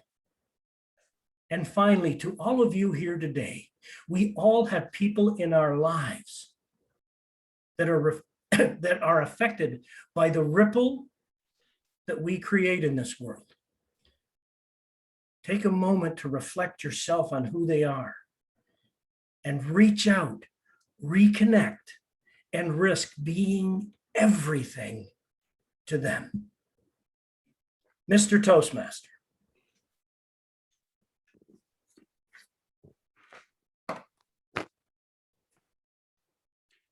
Mr. Dunsmore, my tears say thank you for everything. Nothing I could say after that would mean more than that. Thank you, Mr. Dunsmore. Thank you. We will now have a transition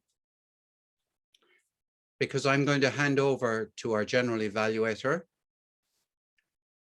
Rosemary Sweeney. And Rosemary, I don't know what state you're in emotionally. I can't tell, but I want you to take over the meeting now and conduct the evaluation session of the meeting, please.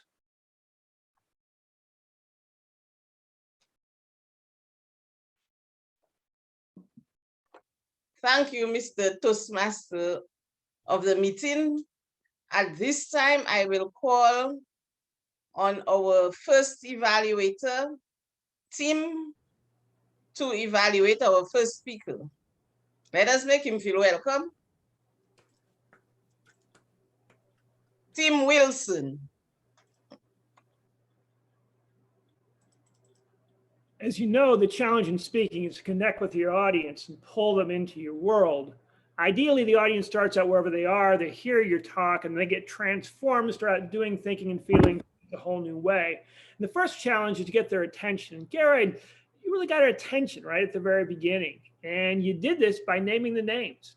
Name the names, specifically you named Maggie, you named Paul. When you name the names of the people who are in your audience, people start paying attention because they know that this speech is specifically for them and customized for them. So that's really effective. People wonder, okay, who's the speech for? Who's the speech for? You get their attention, naming the names, they know it's for them.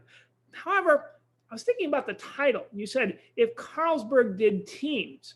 And I was thinking that's interesting because in your speech you mentioned if Carlsberg did clubs, and I thought that might be a better title. Your title's a tease. Your title's a tease that gets people interested in your speech and say, who's the speech for? Oh, I want to hear more about that speech. It sounds great. I'd be interested in that. A title that mentions clubs is going to pull people in better than a title that mentions teams. The next challenge is content. Content. So you wonder, okay, what's the problem? What's the problem? And specifically, they wonder, why should you be the one talking about this problem? The great thing about your speech is you're talking about things that you actually helped create this club. So you're an expert in what went on. Personal is powerful. Personal is powerful. Use personal things in your speech. It's powerful as people know, hey, you know what you're talking about. So personal is powerful. Gary, you did that very well. That really was effective.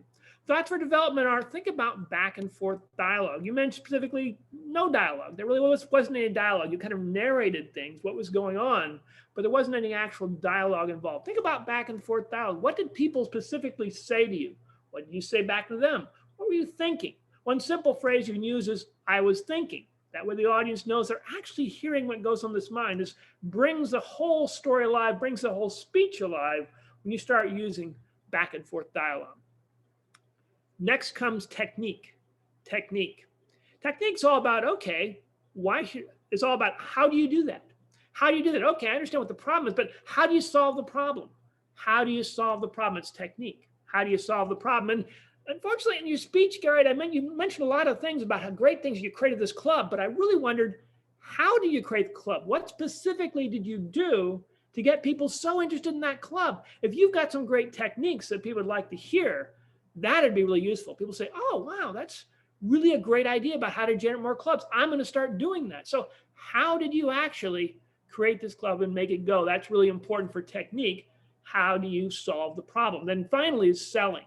Selling. Why should I do that? Why should you do that? And Gary, the interesting thing about your speech was that you mentioned some real great benefits of creating a club, although you didn't tell us quite how to do it. But you did mention benefits. You're going to feel good. It's going to help you to become a leader. These sort of things are great benefits. So you did mention benefits, and that does help sell. But for everyone, Gary has some great ideas. Go out, do what you can, and create your own club.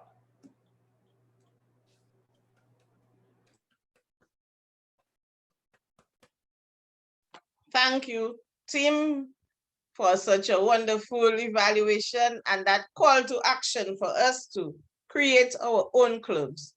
And now I call on Toastmaster Fraser to evaluate our second speaker.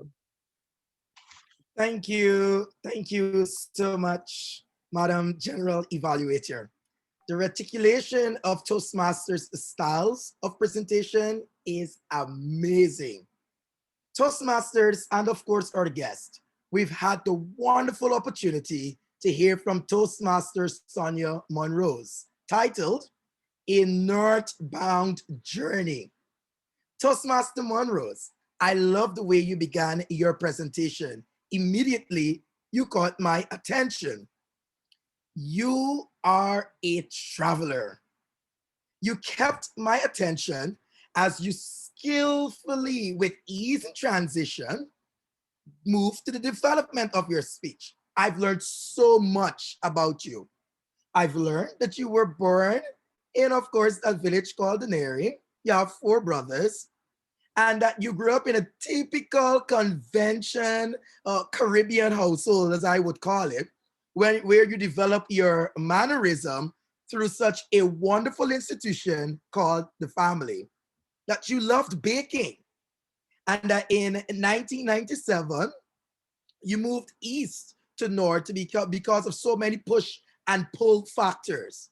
And after 12 years, you've moved even to a city far the north, and where you currently reside, currently developing yourself. Toastmasters and guests, I believe Toastmaster Monrose did not just break the ice, she crushed it. The sentences were short, and that the diction was so simple that it allowed me to follow every single point, every single sentence in your presentation. And of course, by extension, that of the audience. Your vocal variety and eye contact was on spot, as you kept that connection between yourself and us, the audience. You also demonstrated that you were very comfortable with the topic, as anyone would, because hey, it's about you. Toastmaster Monrose, as you continue to progress to your other projects, I would encourage you to polish your speech a bit more, so as to allow you to have that smooth flow. As coming on to the end of your presentation, I would recognize that you have switched midway in a thought, just before you came to the conclusion of your presentation. By polishing, you allowed your thoughts to flow smoothly as you connect from point to point. Moreover, I thought that you could have also engaged us a bit more through your gestures. You have robbed us today of that wonderful bodily gestures that you usually would come with in your presentation. So I encourage you, take these few suggestions into consideration as you progress. Notwithstanding, you were engaging. Thanks for taking us through the journeys of your life. Excellent time management. I thoroughly enjoyed it. Well done. I congratulate you as you moved to your next project. Toastmaster General Evaluator. Thank you, Toastmaster Fraser, for your in-depth analysis of Toastmaster Monroe's presentation. At this time, I call on our table topic evaluator, Sarinka, to present her findings. Thank you, Rose. I had the pleasure to evaluate the table topic speakers for today. They were 6 in total. Everybody spoke in the allotted time from 1 minute to 2 minutes. And they were all great speeches. And I need to say the topics provided by Tim were excellent. Our first speaker was Tinusha, a time that you inspired an audience. At first, I could not hear Tinusha well, but I think it was due to his bandwidth, because eventually I've seen on my screen that his bandwidth was a bit poor. Nevertheless, Tinusha shared with us that Toastmaster inspired him, and now he is inspiring us. And I totally agree with that. I've seen speeches from Tinusha in the past, and I was dearly inspired. The only point of improvement I may wish to tell Tinusha is there were times that his hand gestures were not in camera. I'm not sure it was because of the bandwidth. Just make sure your hand gestures are in camera and they are of value added to your speech. But all in all, Tinusha, as always, a great speaker. I love to listen to your speeches. Our second speaker was Sarinka. She was not really listening to the topic, so she thought that she may have grasped what Tim has asked her, I would recommend her, if you're not sure what the topic is, just ask the table topic master again, and then you can talk in a more organized manner. Our third speaker was Mar. Follow others' lead, be yourself, and be a leader yourself. Mar did the writing, asked him to repeat the question. That buys time as well, so you can think about your topic. At some points, I was observing Mar, and I could see that she was thinking hard. What do I say next? And I could see her eyes rolling to the ceiling of her place while she was thinking, what's the next thing to say? Mar, just keep looking in the camera while your brain is in an overrun of thoughts, what I'm going to say next, without revealing to us, your audience, that you're thinking in a wild manner what you're going to say next about that topic. But I love that you ended with just be yourself and be the way you are. I was truly inspired by that last sentence. Our fourth speaker was Tim. Oh, I laughed and laughed and laughed during Tim's speech. I laughed and laughed during Tim's speech. And sometimes you need to ask in your house for people to be quiet. And bragging about himself just adds so much humor to his speech. And anyway, I've never been to Chicago yet. I've been to other cities in the US, but next time I'm in Chicago, I would definitely ask if anyone knows Tim Wilson. I love the humor, Tim. The only thing that maybe you can work on when talking off the cuff is a bit of structure. You more than anyone else know what structure is. So that was the only thing I missed in your very humorous speech. I loved it. Our fifth speaker was Jean. Oh my God. Jean is an inspirational guru. Whenever she speaks, I'm in awe. So her topic was walk your talk. And she kind of twisted the topic a bit by walking a dog, and surely but surely brought us to the topic of walking your talk. Walk and lead. And at first you may walk for the sake of walking, and eventually walk and lead in the present and caring for your fellow Toastmasters or whatever club you're leading or in business you're leading. Very engaging. I love the personal stories, Jean. I'm looking forward to other topics done by yourself. And our sixth speaker, Dallin. What can I say, Dallin? I was so happy to see you after a long time that you have abandoned us. And all I want to do is say all kinds of positive things so you're back next time. Dallin, how do you find excellence? Dallin finds excellence in others. The speech was delighted. Dallin always play with words, which I love so much. His speech was well structured. The only thing, very small tip, Dallin, now your face is lightening better. That was my only recommendation. You were a bit dark during your table topic presentation. Fellow Toastmasters, again, a great table topic session. I enjoyed it. Hope you enjoyed it as well. And I pass the floor back to our general evaluator, Rose. Once again, thank you for the in-depth analysis of our speakers and great feedback. I now call on our timer to give us her report. Let's make her feel that. Thank you so much. What great meetings with great talks today. Motivational, educational, interesting. Who's that guy in Chicago? Yeah, his number is on city buses. Okay, so let's talk backwards and move forwards. I've been able to post most of the times in the chat room. We had Sarinka, who took on all 6 of the Table Topics Evaluator. I gave her 6 minutes. She nailed it at 6 minutes and 1 second with small children in the background. So that is indeed a table topic in and of itself.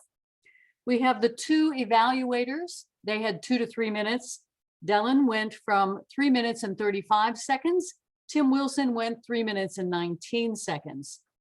Neil Dunsmore, what an amazing speaker. And again, I'm timing everything. You were at 20 minutes and 35 seconds. And we really appreciate you being here with us today. A quick review of our table topic speakers. Tanusha, 1 minute 25. Sarinka, 1 minute 50. Mar, 2 minutes and 17 seconds. Jean, 2 minutes and 8 seconds. Tim, 1 minute 23. And Dylan, 1 minute and 14 seconds. We had Gerard and Sonia, and Gerard's speech was 8 minutes and 2 seconds. His allotted time was 5 to 7 minutes. Rich in content, which is why it went over a little bit. Same with Sonia. Love hearing those icebreaker speeches. She was allocated 4 to 6 minutes, and she went 7 minutes and 7 seconds. Our new sections of the program, which is Inspirational Master, Tourist of the Day, and Cultural Master. My apologies, first off, to Mar. Mar could have done a 30-minute travelogue, which we all would have loved. I think she was over 5 minutes. The allocated time was 1 to 2 minutes. In this case, didn't matter. We loved going on a trip with her. My apologies for not jumping into that function sooner than later for you. Noosh, 3 to 5 minutes was your allocated time, and you came in at 8 minutes and 42 seconds, a little bit over. And Jean, Inspirational Master of the Day, allocated time is between 2 to 3 minutes, and you came in 2 minutes and 47 seconds. Back to you, Madam General Evaluator. Thank you once again. And I now call on our accountant, Toastmaster Nadia. Thank you, Madam GE.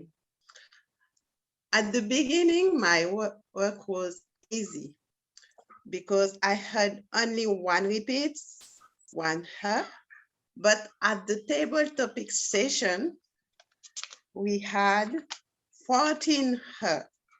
I don't know why. Perhaps we don't take so much time to think what we are going to say, but I think we have to pay attention on that. And for the next time, I'm sure we'll have anything, everything will be good. Back to you, Madam GE. Thank you, Toastmaster Nadia. And we are to be conscious of our ahs and ums as Toastmasters. We will be continuously working on leaving that out. At this time, our grammarian will be presenting her report.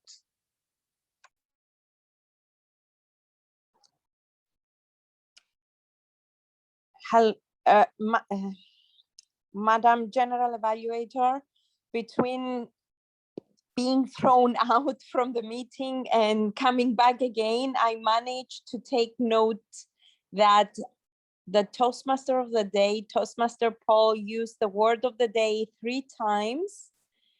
Mar, once while she was delivering her Tourist of the Day report and once during her table topics speech. Our Cultural Master Nuj used it once. The first speaker, Geroid, once. Table Topics Master Tim once, and our guest speaker Neil twice. This is my report, and back to you, Madam General Evaluator. Thank you so much. At this time, I will be presenting my report. I want to first start by congratulating our president, who brought us into a pre-meeting. I think that was very, very ingenious, because that ensured that we started on time. We had the opportunity to speak with each other and discuss, so bang on time, our meeting started. I love that. Our Toastmaster of the day, his bow tie says it all. He was prepared, he was ready, and he has been ready for a long time. From 2 weeks ago, he has been getting ready for touchdown. And today he did a great job. Our different role players at the beginning, tourists of the day, cultural, inspirational, they were all on point. And I learned so much about these two different countries that I need to visit Spain. I will be visiting Spain one day when this COVID is lifted, because the information given entices you to want to be there yourself. And our team was prepared. My tag team, they were on point. Everyone was prepared. My team articulated their roles and we knew what to expect at the end of the session. When Jean spoke, I just have to listen. And she inspires us. She tells us what we can do. She does not tell us what we should be doing, but what we can do. And as Toastmasters, we are going to follow up on what she told us and how she tells us that we should be leaders. And that's what we are here for. As Toastmasters, we are here and we are committed to lead others and not be at the front when we are leading, but let them go to the front and we lead from the back. Our speakers, what can I say about our speakers? Our speakers were fluent in what they told us. We learned about starting a new club. We learned how easily it was for our first speaker to start a new club. We also learned how Toastmaster Monrose decided at one point in time for her to move up, she had to go north. Where else can we go when moving up? Not down south, but north. And she told that to us. Our inspirational speaker, I just had to listen to him. He gave us so many takeaways. Not when he spoke to us about the mental health issue, which we know is a crisis, he brought on one which we know is even worse during this pandemic, domestic abuse. And we have to look out for those people who are being abused because they love to hide. They always think it is they who are responsible for what is happening to them. And this is so sad when they have no control over the other person. And so we are there to look out, and I thank you so much, Neil, for bringing that to the forefront with domestic abuse. People sometimes suffer from mental abuse because of domestic abuse. And we have to ensure that we try to stamp it out even before 2030, which is the Sustainable Development Goal of the United Nations 2030 to stamp out domestic abuse. If we all work on it, it shall be out before 2030. Our evaluators, I just love to hear Tim Wilson evaluate. He evaluates from a different corner and you have to listen. He gives you points to take home to remember in a concise way. I must congratulate him. Today, he did not go over the limit. Can you believe that? This is very good, team. And Dylan, what can I say about you? You always bring that energy to the evaluation. And we learn so much when you give feedback and you said the speaker, you encourage them. This time you did not even challenge her. You just encouraged her to what to do differently. Our table topic speakers, they were all on point. They were all within their time. And our table topic evaluator, I must congratulate her for stepping up front and taking on that role when our table topic evaluator could not come. Overall, our session, I will say, was good. It was encouraging. We learned a lot. We learned from each other. And this is why we come to this club, which is different in every way. We learn so much. We learn about different countries. We present about different countries.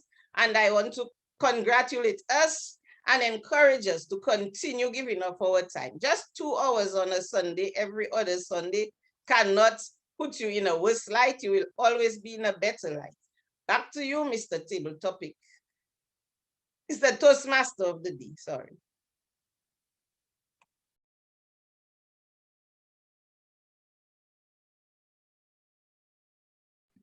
Yes, I'm Paul on mute, Omani. Again, Rosemary, I can't thank you enough for the absolutely wonderful job you've done leading the evaluation team today. Thank you on everyone's behalf. Thank you very much. There is no more to be said from Ireland. As Toastmaster, I thank you for all of your help, a role which, as you all know in this club, you have the honor to do about once every 7 months or something like that. But thank you all very much. I now hand you back to our esteemed President, Annie Bai. Madam President, over to you. Wow, wonderful job, our Toastmaster and GE. Any of you are enjoying the meeting and feel energetic and inspired? Put up your hands. Everybody. So we had a wonderful, wonderful meeting. I feel so lucky that I gently text Neil and asking, could you please consider coming to our club to be a keynote speaker? I just feel so lucky today that he actually said yes and here today. How could we miss such an inspiring speech from you, Neil? Thank you so much for taking us to this journey with you to meet the dogs, the bear, and most importantly, those wonderful people. And we are inspired. We want to do those great things and leave some wonderful reports to this world as well. So everyone, please put your hands for Neil again. And I also want to thank all our role takers and everybody working behind the scene to make this wonderful, wonderful meeting. I want to tell you that there are more to come. So in August 8th, guess what? We have invited, thanks to Staviana, we have a workshop from Darren Locoy. Isn't it wonderful? Our past international world speaking champion. So everyone, please make sure book your time. Neil, you're welcome to come back to us for that workshop. It's going to be a 1-hour workshop to teach us something really valuable to make us a better speaker. So make sure you book your time, and you can see our team is working behind the scene to make things happen. I would call out again for all our leaders now to come in with your ideas and with your support to make every single meeting successful and different and inspiring. And with this, I would like to call on some of the guests to give us some feedback. Let's start with our long-term NOC member, Dylan. Thank you so much, Madam President. Of course, I have missed the club, but when you're called to serve, that's just what you do, you serve. I have been on a wonderful journey across District 81 in training clubs and members in how to use pathways. So that's why I have been absent throughout this period. But rest assured, I'm coming to an end very soon. So you will be seeing me more. As always, I always enjoyed being in the presence of One Country, One World members because I get the experience of which country. And hey, I can get to do that and experience this from sitting right in my living room, sharing this with my Toastmaster family. So I thank you. And of course, I will be back. Yay, we're so happy you'll be back. I'm going to be looking forward to that day. And let's move on to Angela. Angela, would you like to give some feedback? Good morning. Good morning. Thank you so much. It was just, I mean, I haven't stopped smiling this whole time. I think my cheeks are getting cramps in them. It was a wonderful, wonderful meeting. I want to thank Mar for mentioning me. She is certainly a most inspiring mentor. Thank you. Thank you. Okay, thank you, Angela. Now I'd like to give a moment to my hero from District 86. Neil, do you have some feedback for our meeting? Wow. Thank you, Annie. And first off, thank you for having me, for asking me to come here and do this. And I am inspired by all of you. What an awesome idea of one club, one world in a world that is filled with turmoil. The way through that turmoil is to understand and get to know each other and understand not what makes us different, but also what makes us, we all have in common. What makes us one human race. And what a great way to start it. As a Rotarian, I was proud that it's an organization that serves people around the world, one of the few service clubs that serves the whole world. And then I joined Toastmasters, and it goes one step further. Not only do we have clubs all around the world, but we teach people all around the world how to share their stories, their hearts, their heritage, and their history. And that's what connects this world. And this club is just, what a fabulous idea. Thank you for putting this together, and thank you for having me. Thank you, Neil. You are always welcome to come back to visit us and give us more powerful speech in the future. And thank you all. I discovered something, actually. I see a lot of humor come out of our members. I'm fully convinced that Tim Wilson is very attractive. You can take a look. He has a track Saturn behind him, and that much of the gravity he's having. Okay, I hope everyone enjoy a beautiful Sunday.